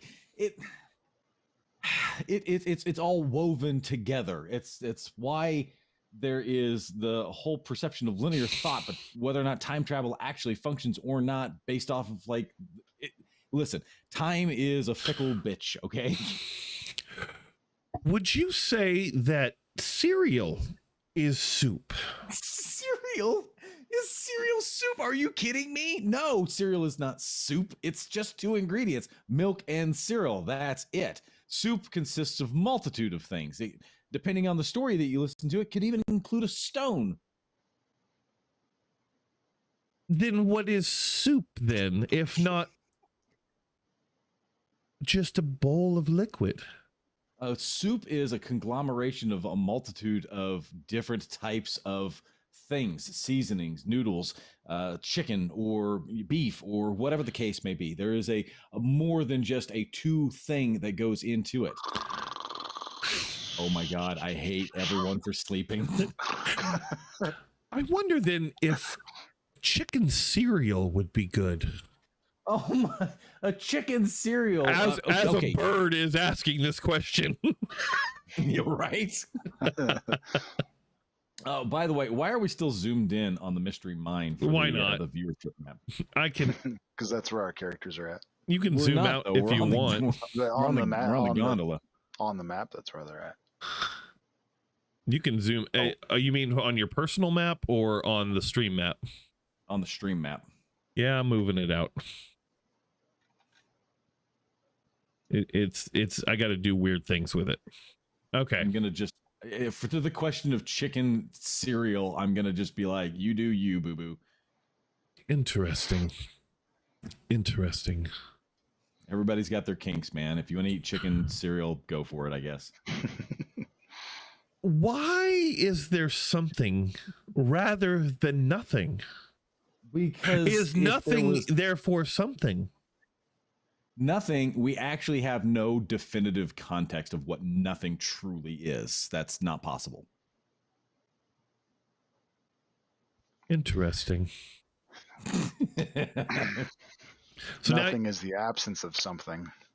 But because there is literally just existence, like dark is the light is the absence of light. But as I was saying, though, just because we have a concept, nothingness in and of itself is nothing more than a concept. Because everything everywhere consists of something. We have no real context or real actual perception of what nothingness is. Well, then that begs to question, does this or even my act of questioning even really matter? No, it doesn't. That's why I'm trying to take a nap. Am I bothering you? Only a lot. At this point, she begins to rock the gondola. Oh my God. Like severely. I need both of you. Hold on. Does Fella have to make the same check? Yeah, but she's going to succeed on everything. Oh, okay. Well, that's a bunch of crap. Well, she's not here, and I don't feel like dealing with someone not here. All right, fine. Where did oh, are you guys up there? It still shows us at the mystery mine. Does it? Yeah, I'm trying to select. Or, Yeah, at the mystery mine. Are you not on the map anymore? There you I'm are. over there I'm right next to here. the dragon's face. Yeah. Max is right here. Yeah, I'm trying to hold on. I'm trying to select both of you, and it's not letting me. There. Hold on. Stop moving, please. Thank you. Yep. All right. So I need What up- both of you. What up, chat? How's everybody doing? As she rocks it around, I need you guys to make a oh no, ignore that. Oh, That's the wrong one. Roll. That's the wrong one. It needs to be a saving throw. No. I don't have dexterity. That's not a thing. All right. Roll on that second one for me, please. A pubic roll at advantage. Oh wait, I have exhaustion, so disadvantage. Yes, you do, and you fail. I love my- this. I love this so much. As you say that, and she rocks it, you are ejected into the river and are now soaking wet, floating alongside the gondola. Okay, where on the river am I? Currently, and it looks like the river's going opposite the way I was planning, so we're just going to keep going the way I was planning. You are Okay. kind of over near the dragonfly rides. Okay, cool. So where more specifically am I? Just entering the dragonfly lake From which direction? from the south. You're by the gate to the dragonfly lake. Okay, so where the entrance says Dragonfly Rides. Yeah. Okay, I'm gonna just swim to the shore. Okay. I love that the dice want to tell the same story we do. Right. It's just shitting on me is what it's doing. And so this hairless, soaking wet cat emerges from the river, and the treant that lets you onto the dragonfly rides just kind of looks at you. Oh, buddy. Oh, buddy, my ass. I need a nap. Are there Snickers bars around here? I'm gonna kill somebody. Everyone else around you looks insanely irritated. No one is having fun. See, I knew it. It's about me. No I one feel is like- having fun. I feel like if their mood is reflective of my mood, the instant that I notice that everyone is like mirroring my particular like emotional swings, I can't help but feel like I would immediately be like, I knew it. And then I would feel just very full of myself while still being angry. Oh, so what do you, Valen, do? You're still sleeping, I take it. Well, I mean, not after I got shook and awake. Right. And you But- see Manx ejected, just having an argument with a swan, and then just gets yeeted into the river. I was winning that argument too. and then shortly after he climbs out on the bank, the swan looks back at you and goes, "Do you believe that water is wet?" So this is not like Manx is away from us, right? So Yes. yeah. I say yes, I do believe that. As do I. Well, I hope you've enjoyed the ride. The rest of this ride, I will let you enjoy in peace. Thank you for answering my questions. Thank you. Why am I And getting hated on? you continue around the feasting orchard and around back into the Gondola Swan Lake and exit the ride. All right, where do you think Manx is at now? I don't know. Manx, where are you now? I wandered over to Lost Property. And I'm gonna see if they're gonna if they have someplace I can sit down and just hang out there. Balin has an epiphany and realizing that we have not lost property, but we have lost something. So we're gonna head that way. That's probably not a bad idea.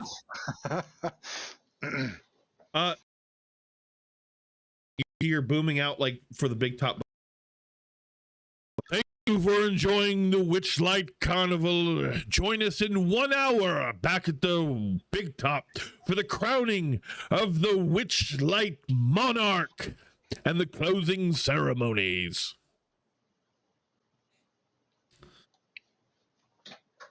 So you make your way over and you see do we see Witch or Light making this announcement on our way? No, it just kind of booms out from everywhere, like a general announcement type magical effect. Could I head towards the big top before we go? Before you get Manx? Yeah. Yeah, sure.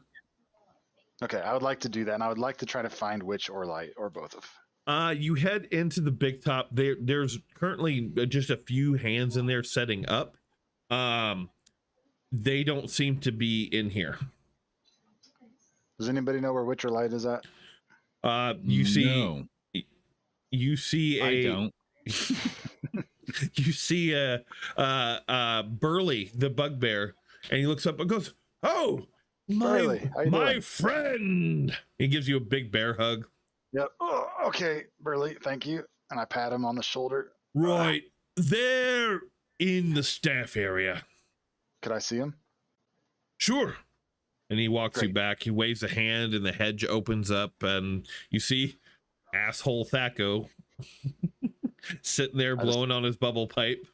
Give Thaco a nod. And Witchlight are in their wagon. He raps on the door and waves at you and walks back. The door opens, and there's Witchlight. Yes. So this crowning. Yes. How is this person chosen? It's chosen kind of I wouldn't say it random, and that's when Light holds up his weather vane staff and goes, I go through the crowd, and based on all the events, the staff chooses. Could I maybe persuade you to give favoritism? They kind of look at each other. For what reason? Manx hasn't been having the best of time. Oh, well, that's I feel no like this fun. I feel like this would lift his spirits. He looks down at his staff and goes, oh, the mood of the carnival seems to really have dropped in the last few hours. And I'm afraid that may be due to the time that Manx has been having here.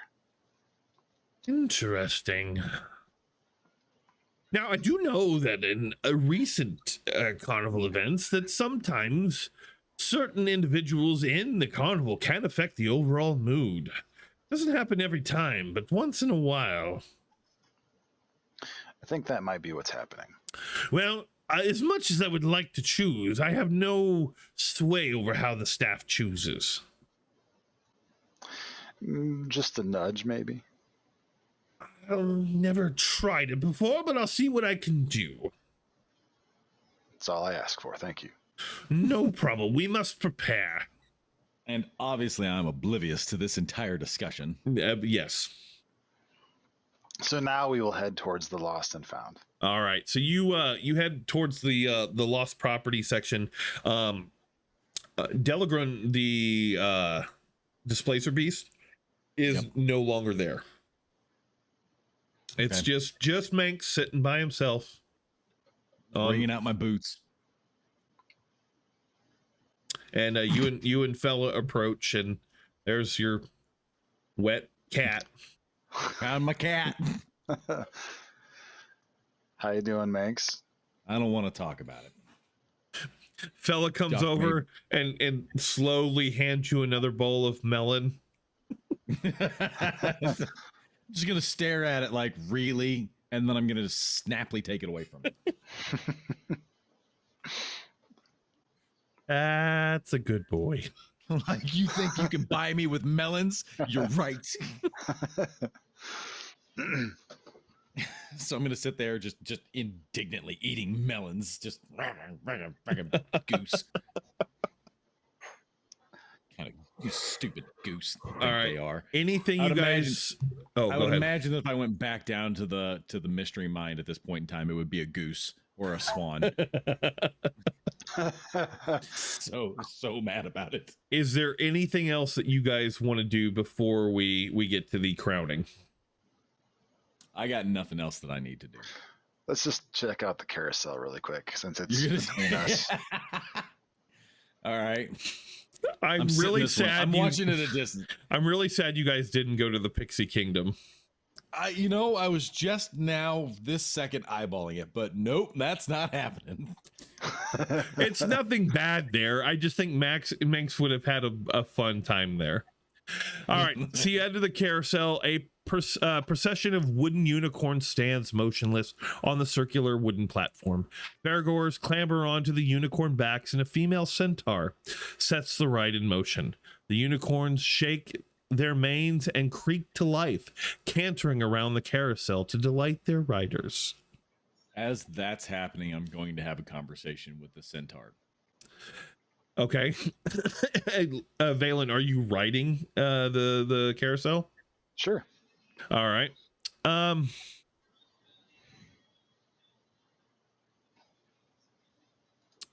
So let me send this one to chat. That's what she looks like. It's popped up in chat. Oh wow. Quite elaborate. A lot of people are wearing these. But you hop on, you start riding your unicorn that seems to have come to life around this Valen, and you approach Diana Cloppington. Diana Cloppington. She introduces herself and says, "Oh, hello. You see that while she's full of good humor, there is a bit of sadness behind her eyes." Yeah, I can see it in the picture. So I can't help but be curious. Do you have two sets of rib cages? She just looks at you and goes, "Bit personal, but yes." Interesting. That's so fascinating. Like, the physiology of a centaur is something that I find incredibly fascinating. She goes, "Centaur, I hate that word. I'm a human that got a bad deal." Oh, okay, interesting. So you weren't always this? No. Oh, well, what was? Could I ask what the deal was and how you became as such? I don't want to talk about it. That's fair. Josh, side note on the YouTube, you might scroll down on your chat so you can see the centaur. I don't have the ability to do so. Interesting. So you can't move that. That's weird. It scrolls automatically, but it should be towards the bottom of... Like mine, I've got it scrolled down, but if I've also got it muted on the YouTube side of things, so this way I can just kind of monitor intermittently, but it's not scrolled down to that spot. Weird. All right, I was able to fix it. Okay. So, have you worked for the carnival long?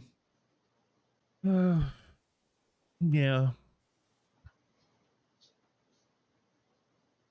It's just a conversationalist, I see.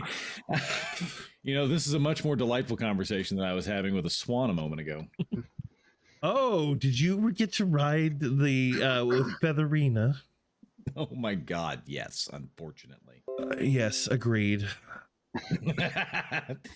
My thoughts exactly.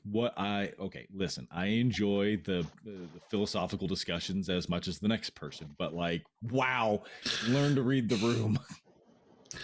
Yep. Yep.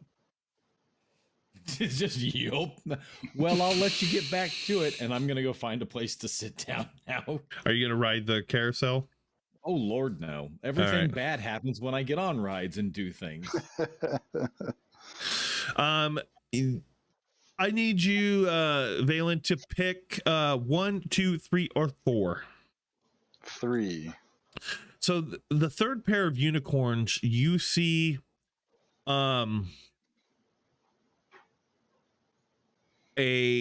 unicorns. One of them is wearing a tag that says stone. The other one has a tag, but it appears to be missing letters. It has the letters M, 2 blanks, and the letter S. Okay. That one's mine.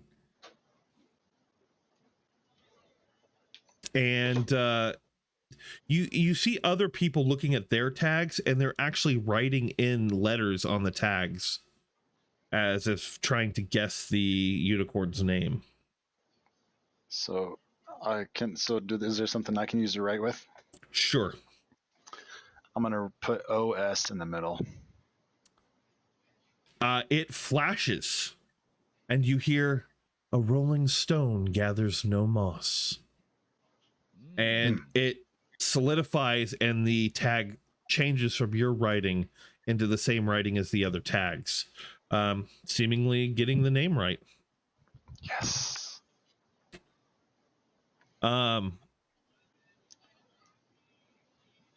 So you enjoy a very nice carousel ride on a unicorn.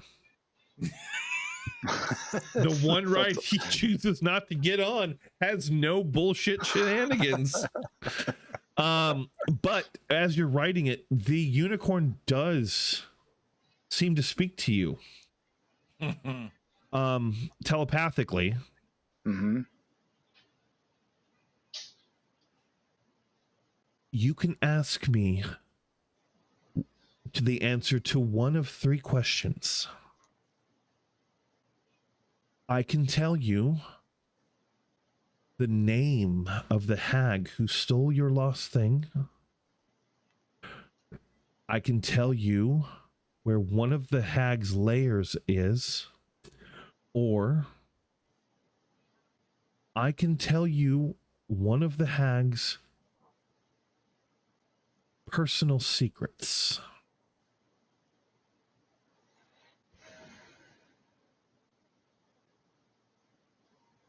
But you may only choose one.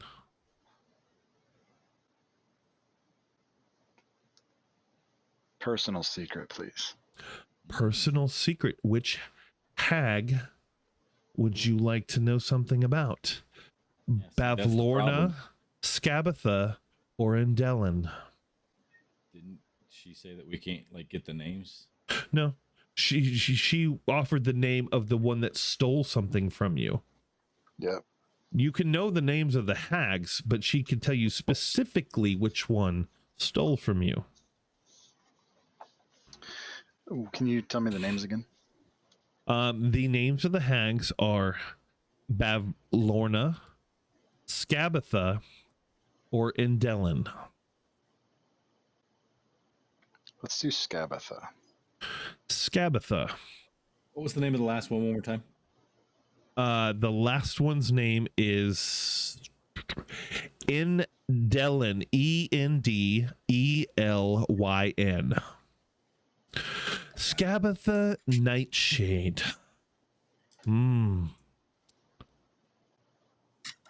Interesting.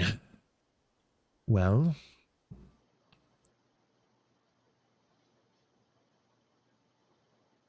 she thinks for a moment.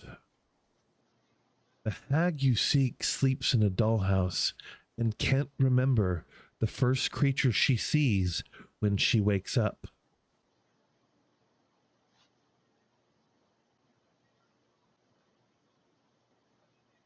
That's the secret that I get. Yep. She can't So- remember the first creature she sees when she wakes up.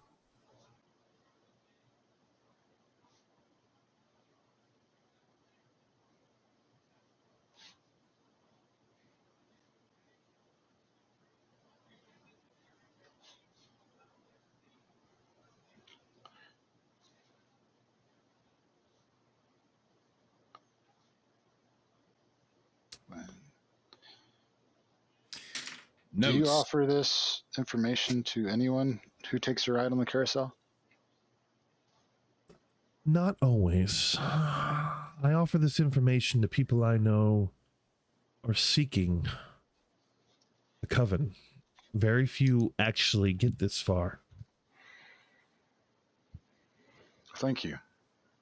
Hopefully you can end this madness with the coven. Something is wrong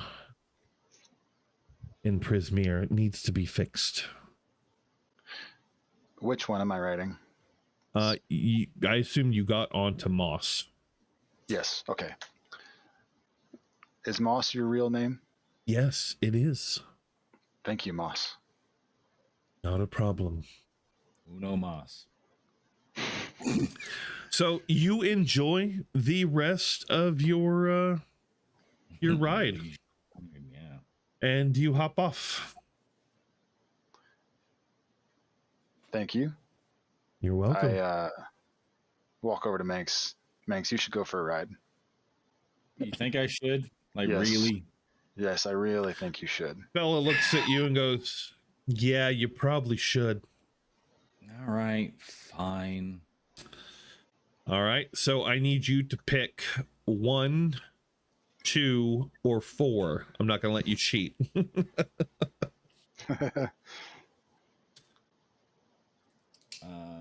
Let's go with 4. All right. As you climb up to this 4th pair of unicorns, you look down, and one of the unicorns' name is Stitch. The other one is blank, blank, the letter N, and another blank. What's it look like? It appears to be a purple unicorn with white hair.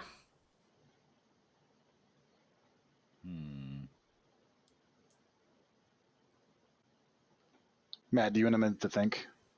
Yeah, I'm thinking. Okay. While he goes up, I'd like to go talk to the centaur. Okay. You approach Cloppington. Hello, thank you for running this nice ride. You have some interesting creatures here. They are magnificent creatures. Yes. What they do, is that something that you've taught them, or? No, I just facilitate the attraction. Okay. You're doing a wonderful job. Thank you. Unicorns are fascinating creatures. They can really connect with their riders. I feel that. Oh, you had an experience? A bit. Good. Hopefully it was useful to you. Should be. All right, I'm going to fill in some letters. Okay. W-I for the first 2, E for the last, wine. It bucks and whinnies and looks at you angrily. Well, that's promising. Can I try it again? Sure. You don't know how many tries you get, but you're more than welcome to try again. M-I-N-T, mint. It bucks and whinnies again and champs at you. Well, we're going to go with Stitch then. Okay.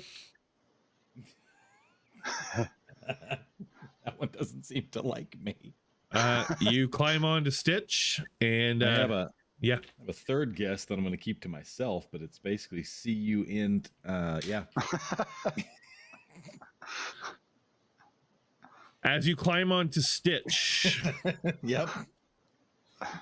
you hear a stitch in time saves 9.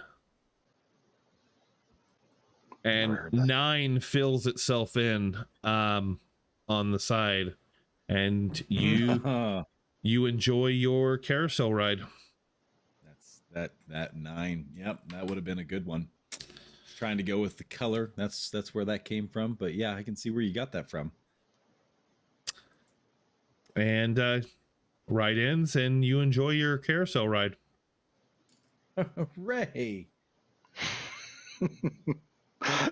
This is the one ride that should have just been like nice, and then it didn't work. It was very nice. You, Max, your mood improved a little bit.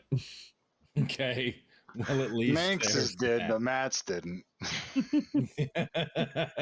What is happening?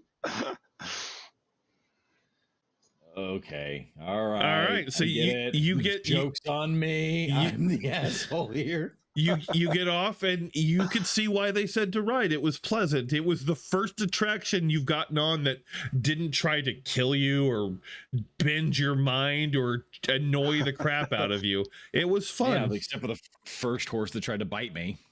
Well, I mean, after that, it was fine. All right, that's fair. So Manx steps off and approaches you guys. What'd you learn? That a stitch in time saves 9. That's the name of the horse over there.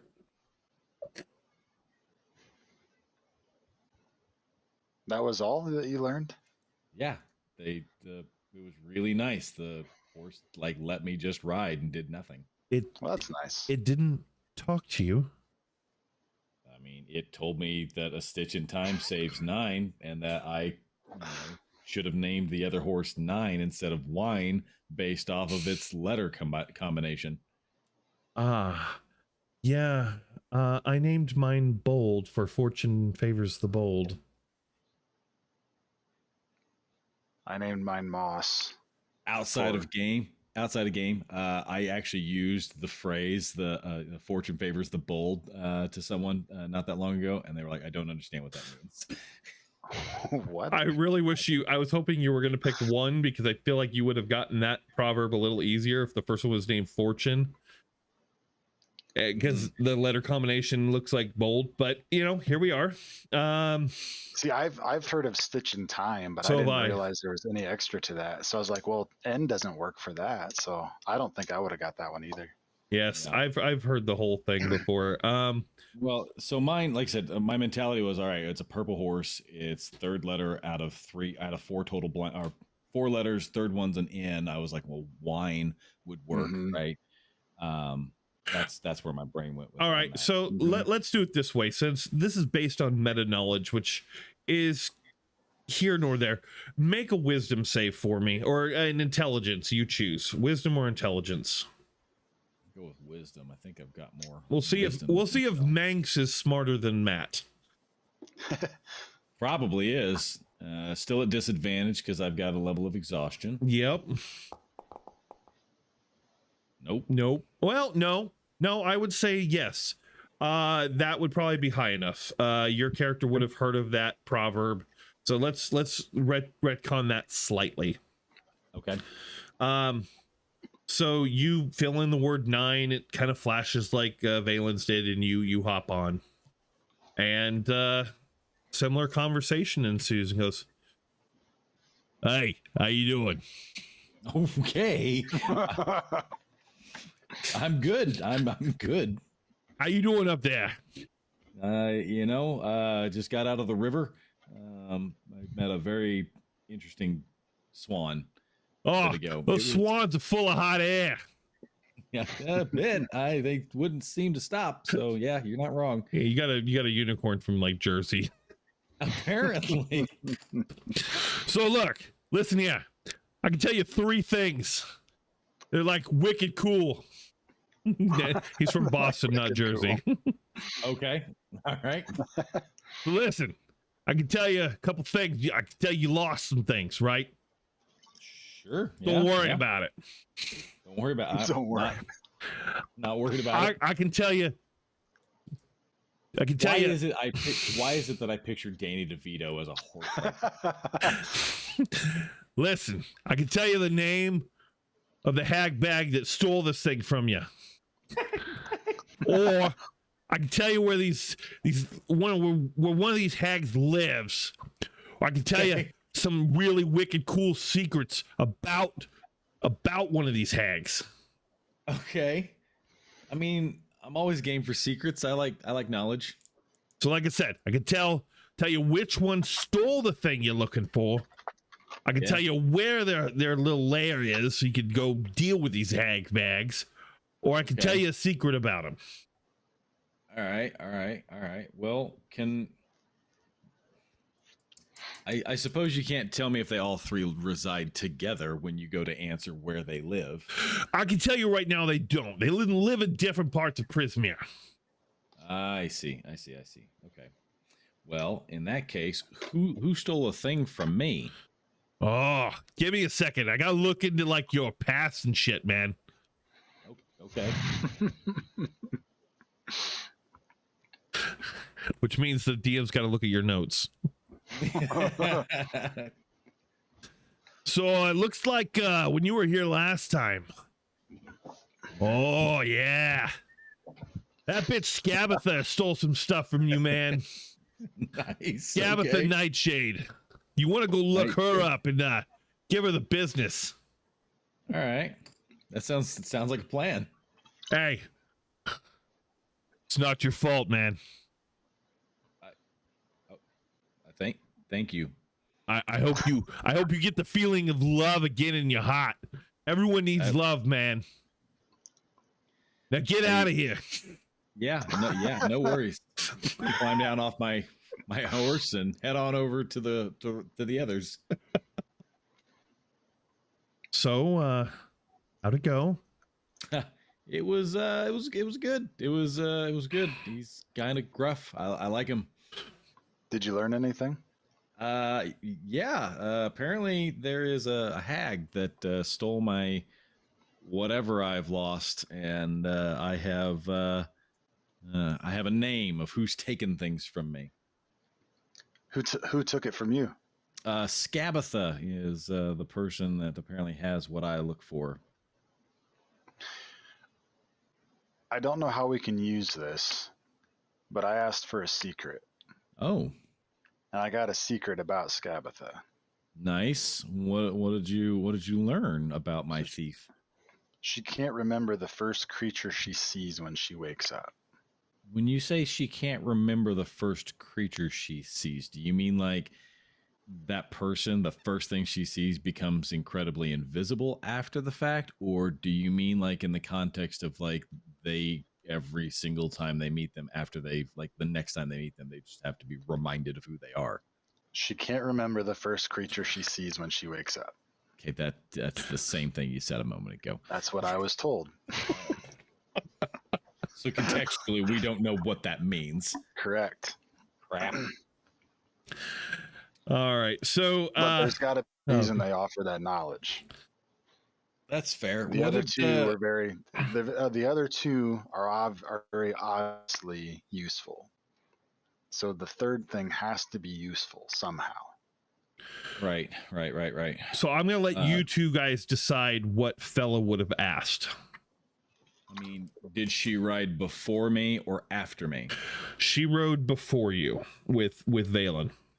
Did she have the conversation with Valen beforehand or afterwards? I think that we probably rode at the same time, right? Yeah. Because we kind of got off and then told you should ride. True. So right, you so can based off of that- you can get a little meta here. I don't expect you to like. Well, that's why I'm asking this order of questioning. If Valen would have rode first and then had a discussion with her after the fact, then she would have walked in knowing not to ask the question that he asked, right? Right. And then subsequently me asking the third question would then allot her to the last and final question. But since we don't have that, since I went last and they went beforehand, that's why I asked the order of the question. Or if you Trying guys not to get want, I can just randomly roll and I was going to say, narrow it I'm not down. opposed to just doing a just D3. random, yeah, just randomly Okay. roll it and do it that way because that's going to be the most fair. Yeah. All right, so I got a 2. So she would have asked where they are, and we'll do D3 one more time, and we'll decide which hag it is. Okay.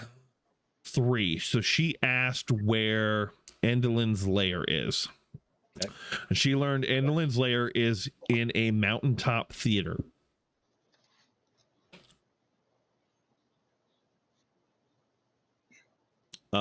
Which, yeah, just a mountaintop theater. Somewhere in Prismere.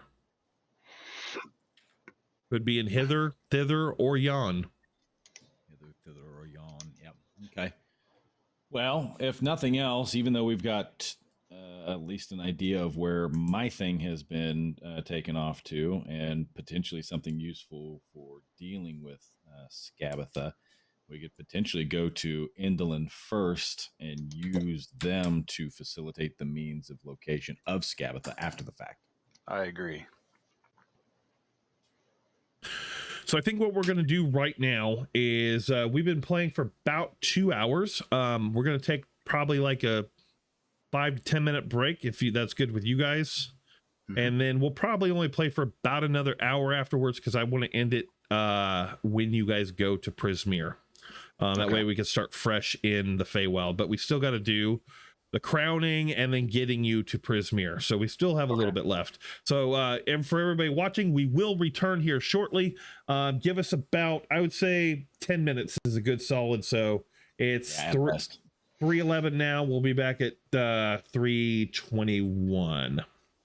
Sounds good to me. All right, let me flip us on over to be right back.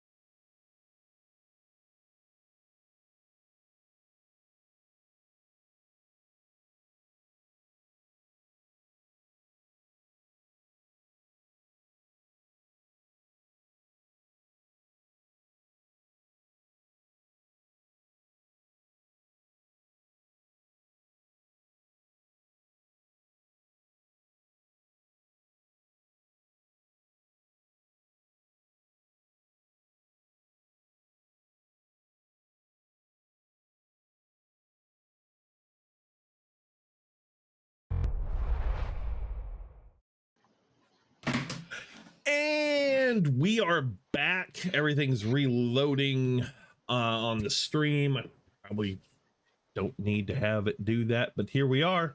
World we live in. One Shot Initiative. We are currently live on the One Shot Initiative YouTube channel, also the All Tower Media channel. I tried to get it running on Twitch, but it gave me some issues. So hopefully next stream I'll get it live on Twitch. We're also live on our Facebook. And I just realized can't go live on TikTok because I have 5 followers on the One Shot Initiative channel. Yeah, so far. That's a thing.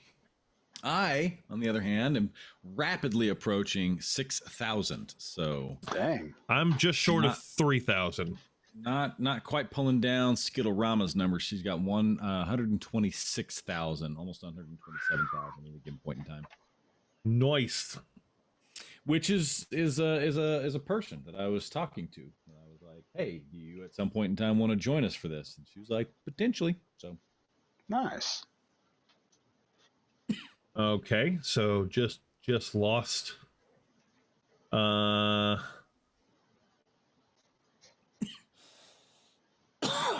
Hold please.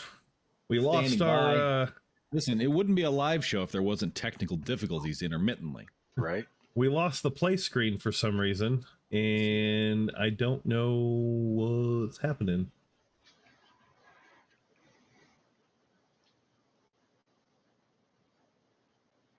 All right, that's weird.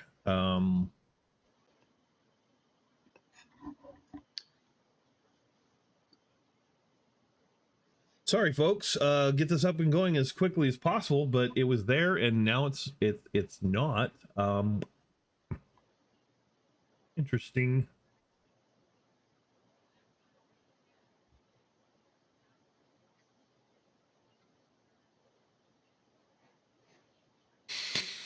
Let me try maybe switching maps. I gotta kick this thing in. Looks like Luke, you might have. Did you disconnect from the game? I didn't mean to. I just saw that your name wasn't on there anymore. No, I'm here. Interesting. I can try to refresh it though. Yeah, I don't know. Maybe There we go. refresh. There we go. Okay. Things are coming up now. That was weird. Yay.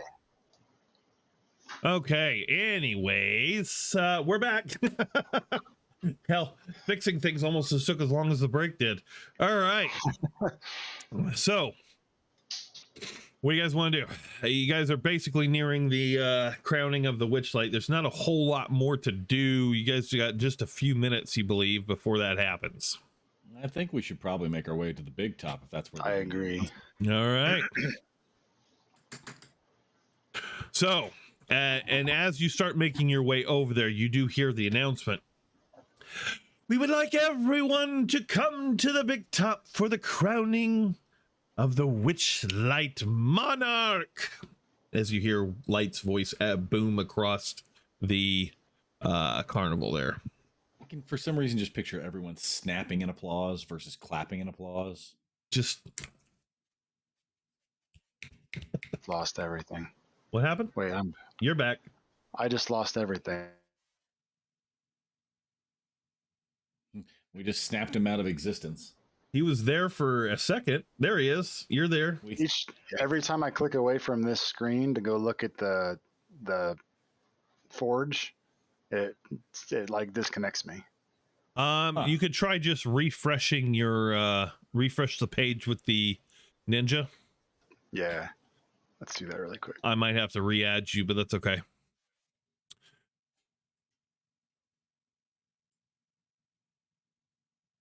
So you guys, technical difficulties. you guys make your way across over to the big top there. Yeah, I'm gonna have to reconnect. Oh, there he is. He came right back.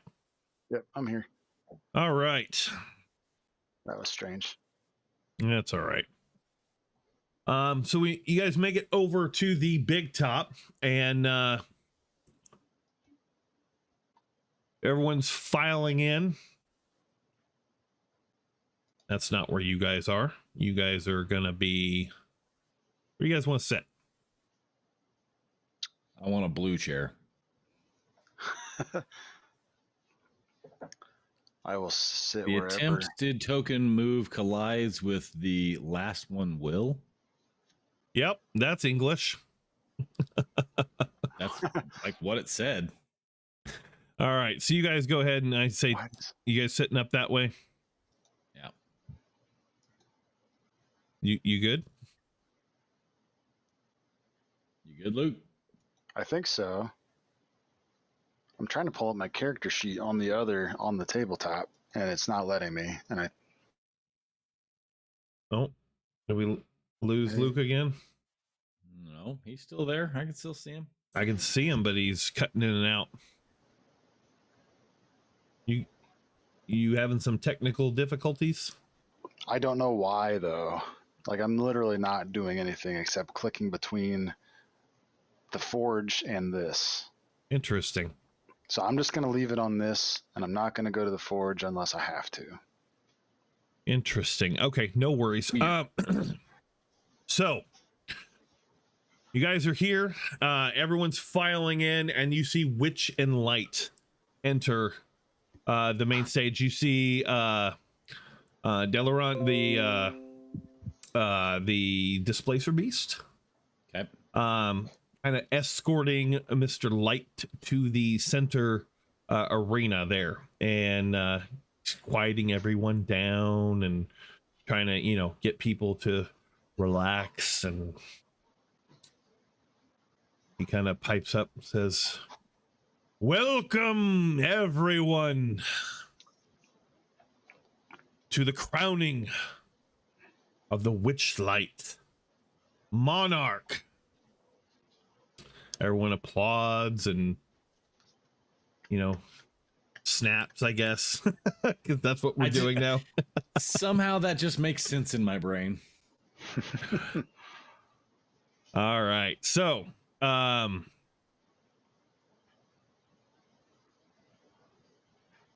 he kind of starts looking around at the crowd and goes, "Who will it be?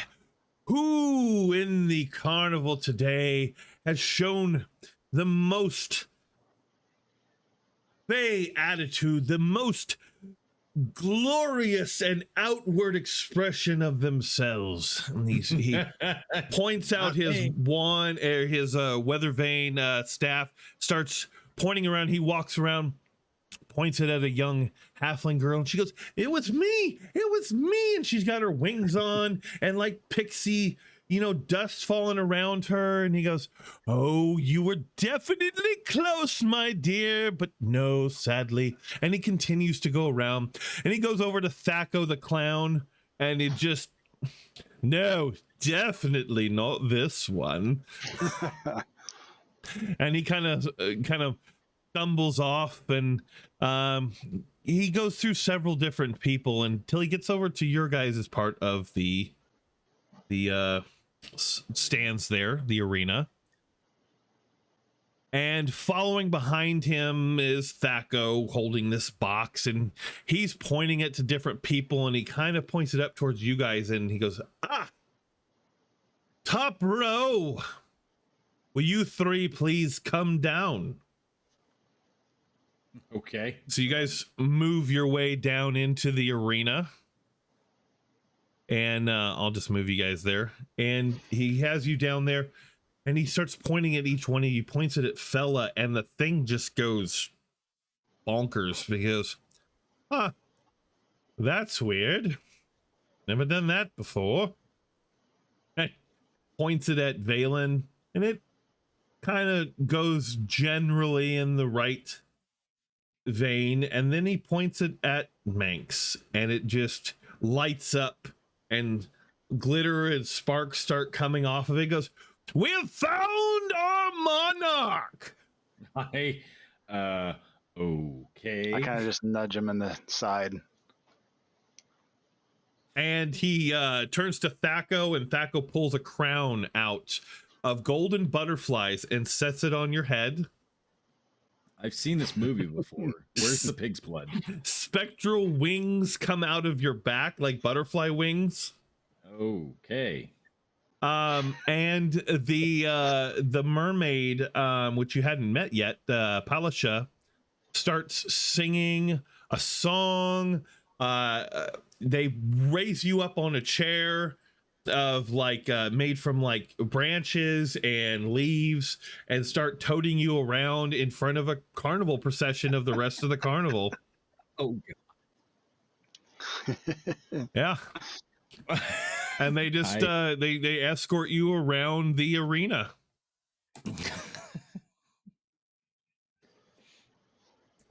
Huh? Crown monarch.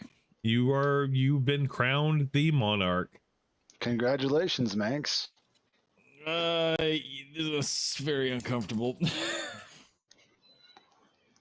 Music. Yep, music is playing. Everyone's singing, everyone's clapping. The halfling girl just gives you the biggest stink eye when you go by.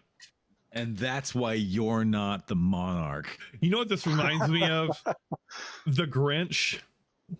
It reminds me of Carrie is what it reminds me of. I just have this picture of the Grinch, you know, being the cheermeister who's just like, no. And then suddenly by the end, you're like, give me all the fudge. Yes, I got this. Yes, I'm the cheermeister. That's exactly right. I am the monarch. It's me. I win. Love me. Yeah. And of course, that's just going to make me radiant. Yeah, everyone is super excited and you're glowing and have like these pink and purple like lights like trailing off of your spectral butterfly wings. You look like the prettiest princess. Oh, good. And they bring you back around.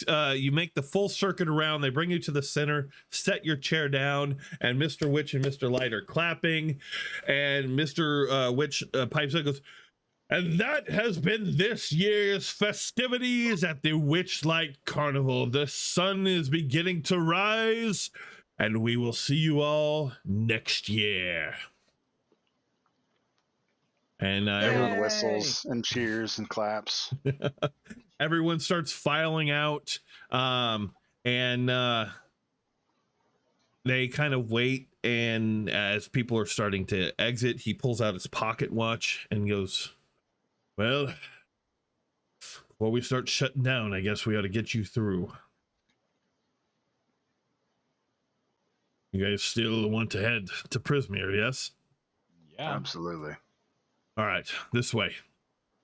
And he takes you to the Hall of Mirrors.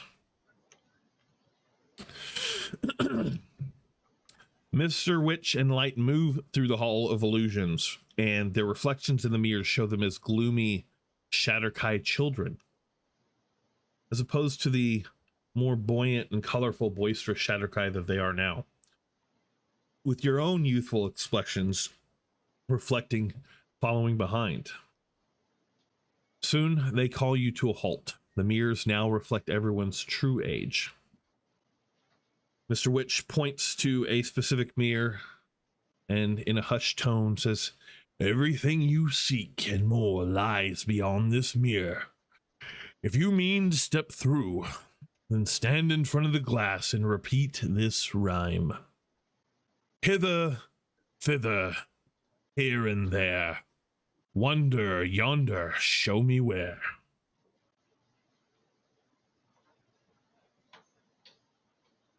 And he kind of steps aside. Hither, thither, what? Hither, thither, here and there. Wonder, yonder, show me where.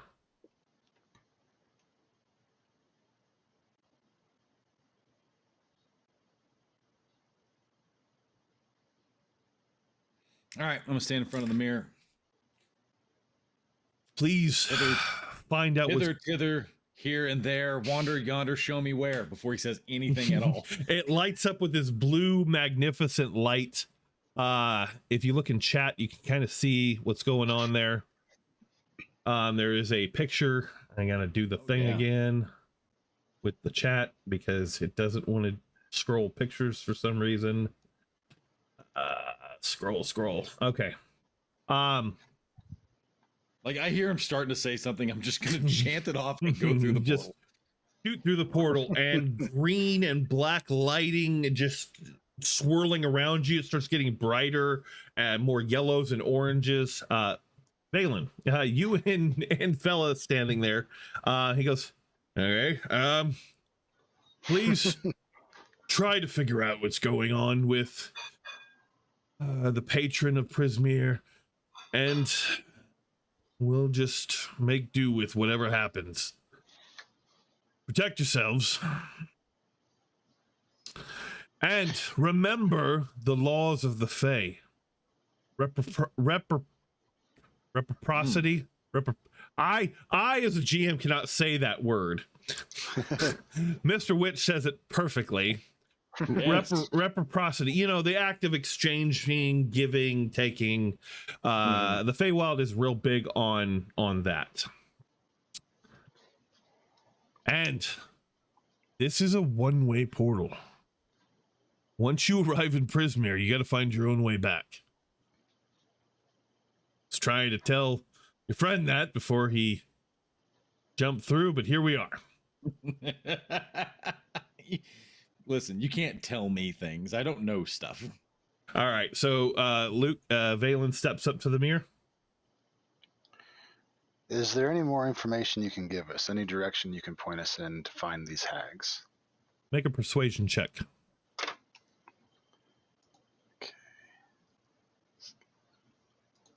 I hope to God that whatever's on the other side of this is just horrible, right? I land, I'm expecting them to be like right behind me. They're not. And now I'm like caught in the panic just on my own. Oh, you are currently standing in what appears to be kind of like a cross between a forest and a jungle, and you are completely by yourself. Yeah. There we go. Now it's reloading. Okay.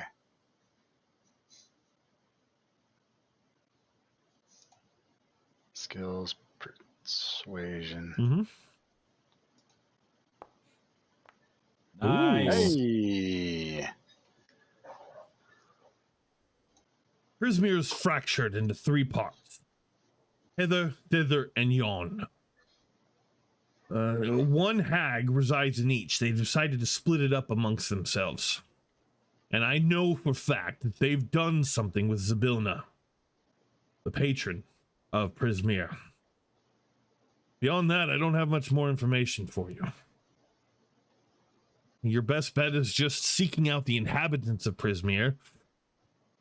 The ones that'll help you anyway. Some will be helpful, some will be hurtful, some work for the Coven.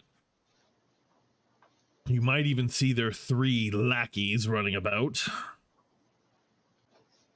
They aren't children despite what they look like. Evil little cusses they are. Yes, be sure to kick that swillow pig boy in the face when you see him. Can't stand that little... Nyah. Light walks out, irritated. And, last bit of information I can give you just as advice. Mind the rule of 3. Future, present, and past. Find the alicorn and free the dormant queen at last.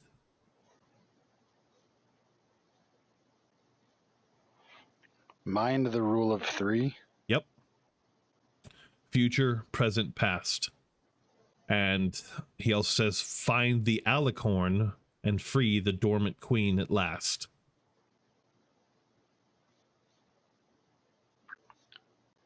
Find. Okay.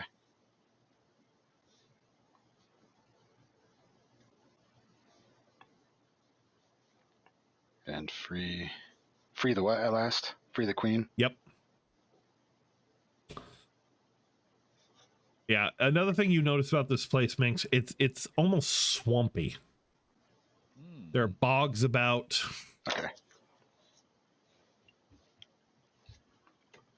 Then I will turn towards the mirror after I thank them and say the rhyme and go through.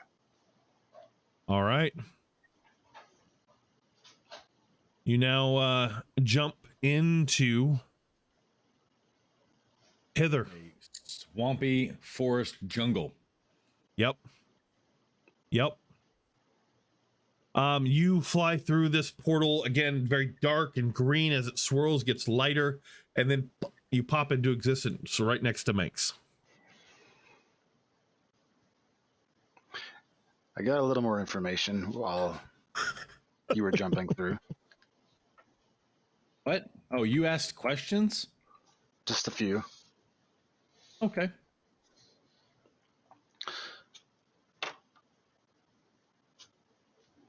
What'd you learn? I was waiting for fella to jump through too. It says the Feywild is big on like, what's the word you said? Reciprocity. Yep. So like, and they said to be wary of the people that live here because they could be helpful, they could be hurtful. Some of them work for the coven. And then I recite the rule, mind the rule of 3. Excuse me, Matt. Yo. Are you playing Stardew Valley while we're trying to play D&D? No, I'm not. I'm trying to set some settings up on Steam just informed me that Matt Roper is now playing Stardew Valley. I'm trying to make an adjustment to my Steam library. Also not D&D. It's not. I'm taking notes as of right this second. Thank you very much. As you guys bamf into hither, you do at a distance see a balloon crashing, like an actual balloon, that you would ride in, or a riding balloon with a basket crashing further off into the distance. So is that like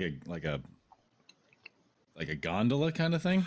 No, like a balloon. Hot air balloon, yeah. Okay. Just something of note that you happen to see. So it's the Wizard of Oz. Sure.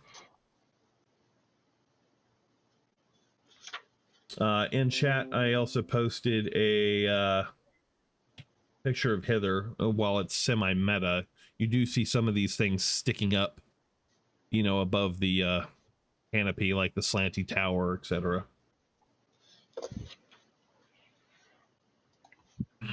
So, Cool. You stand on the edge of a raised and broken causeway under a hazy, tilted sky. The causeway, which is built from pale stones that glow faintly within, towers over the surrounding landscape. But large sections of it have crumbled away. The parts that remain are separated by large gaps where portions have collapsed. A fog-shrouded swamp spreads before you in all directions, and up from the murk wafts the smell of rotting plants. Also rising from the swamp is the music of nature, a discordant cacophony of croaking frogs and singing birds. And in the distant sky, you spot a great balloon made of patchwork material. It spins out of control, as though it was punctured, causing the wicker basket that hangs from it to swing wildly. The balloon plunges out of sight, disappearing into the fog approximately a mile away. And that... So where did we portal in at? I'm looking at the map for Hither. You actually are going to be on the edge of the Queen's Way. I don't see that on here. That's like the wall-looking thing. Yeah. I think. Are we on the bridge or are we on the ground? Yes. Is that the balloon next to the bridge, the Queen's Way? Yeah. You're down where it says Queen's Way, down that general direction. So are we on the bridge or are we on the ground? Yes, you're on the bridge. Okay, on the bridge. Yep. That's good. So that is actually where we're going to leave things off. And one thing you guys notice, Ella hasn't arrived yet. Oh. You guys have waited 15, 20, 30 minutes. Fella has not arrived. All right. I guess we're going at this alone then. Maybe she'll portal in with us at a later point. And bring what? What'd you say? I said, and bring zombies with her. Again. Oh, right. Probably. Probably. That tracks. So on top of the Queen's Way, I'm assuming it's just an open bridge. Yes, it's like a causeway, like a manufactured road that is broken in several places, and you're currently on that portion of it. Okay. So, can we take a long rest here? you can certainly try. So what I'd like you to do for me then is to make a survival check. If you guys want to work together to make a survival check, and I will send that. No, I won't, because I don't have your tokens pulled up. So go ahead. If you guys want to do it together, one of you can make it at advantage, or you guys can make it separately. I've got a +3 for my wisdom, but I'm going to be rolling at disadvantage. So you're still, but I can make, if I give you advantage, at least it's a straight roll. And since you've got a bonus, it's a better shot than I have just making it by myself. Right. You want to do that? Yep.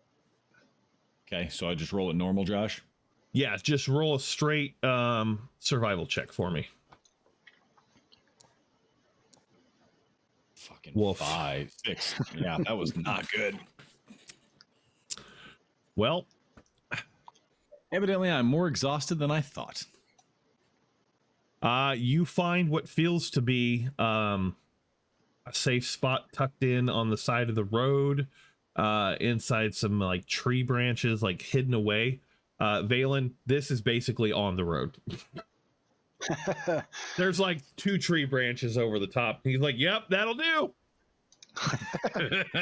I'm so tired. I just want to take a nap.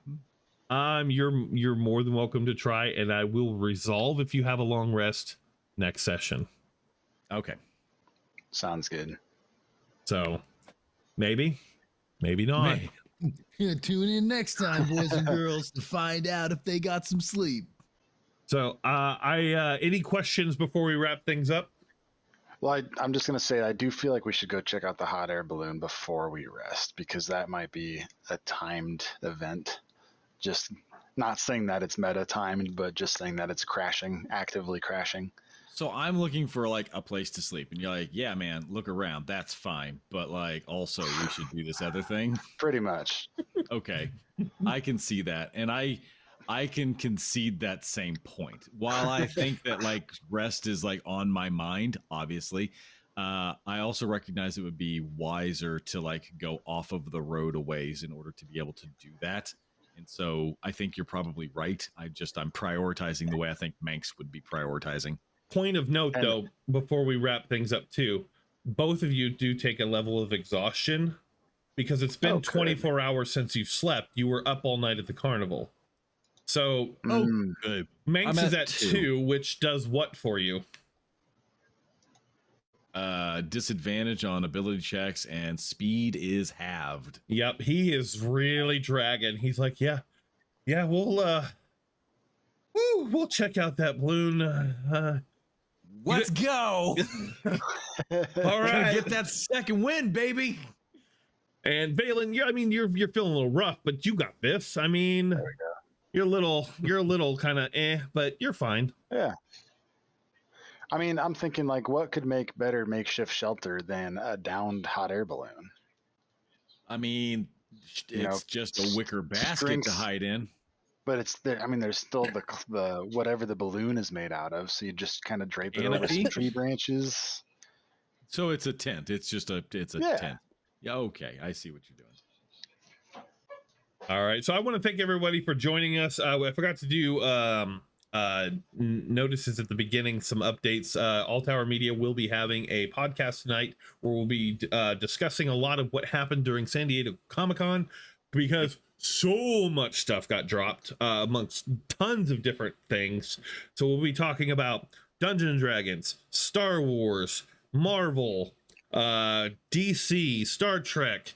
There was some other stuff that was mentioned as well that I'm going to try to get a big wrap up, and we're going to go through it all. Probably won't show trailers because that's a quick way to get that video taken down. Yep. So we'll maybe show a few pictures, but overall it'll just be us discussing it. Be sure to join us at All Tower Media on YouTube for that, to participate in the better live chat, because Facebook kind of picks and chooses when it wants to tell us that people is talking.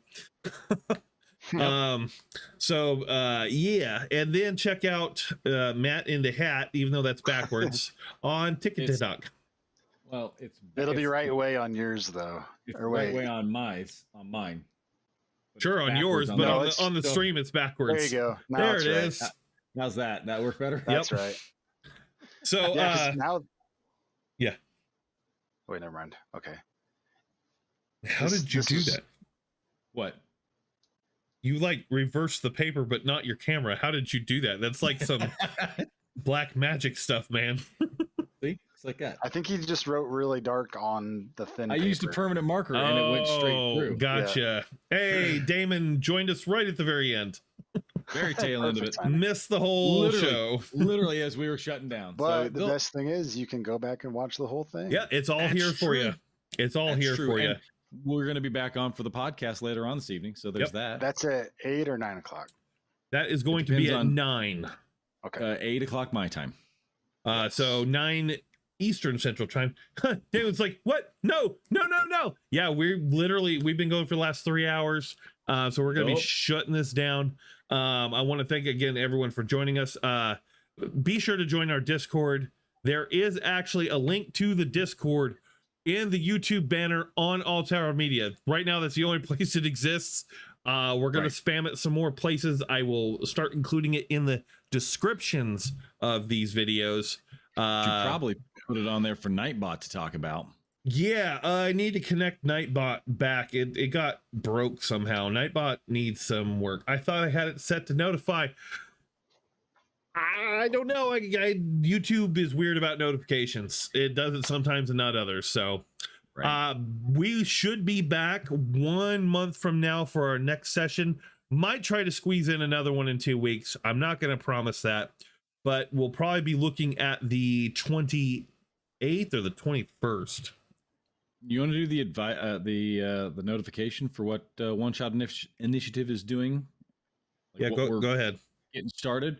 We are going to start teaching people how to play D&D, looking at character sheets, when to do certain things in game. We're trying to give people a better understanding of how to play Magic. I have people following me under Matt in the Hat on TikTok who have reached out, and they've, Josh pointed out to me, he's like, "You've got a bigger D&D following than I do."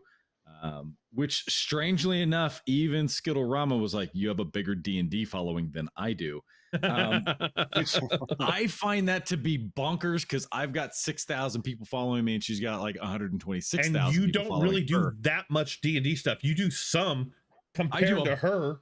I do a buttload of just random shit that makes me happy. But but I talk about D&D stuff pretty regularly, just not that regularly. She does cosplay things, and Right. that's where a lot of her following comes from. They are D&D oriented, Right. but it's cosplay focused. Right.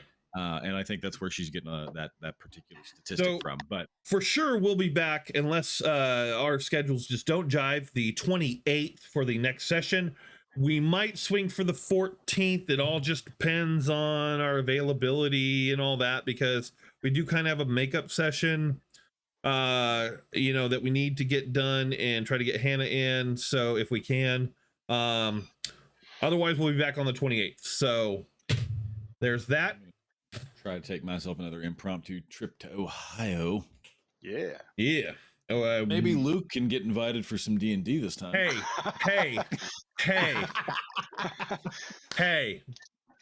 That was an impromptu game that I had planned It for a was. different day. It worked out was. better then. It was. But I really wish I However, would have invited you. No, Yeah, it's I okay. do too. That would I have been just had fun, to but- give you. I just had to give you a hard time about it. Then I was like, "Oh crap! I hope they don't really think I was mad." No, I didn't. And then on those same dates, the 14th and the 28th, we'll also be doing State of the Nerd, because we do that every other Sunday. The one on the 14th, we'll be talking about Stranger Things. No plan for the 28th yet. It really just depends on the climate of the nerd market, what's going on. Yeah, so if you want to learn how to play D&D, we'd be happy to go through it with you, and join our Discord. If you can't find it, reach out to one of us through the various means, you know how to get a hold of us, and we'll get the link to you. So yeah, so thanks for joining us.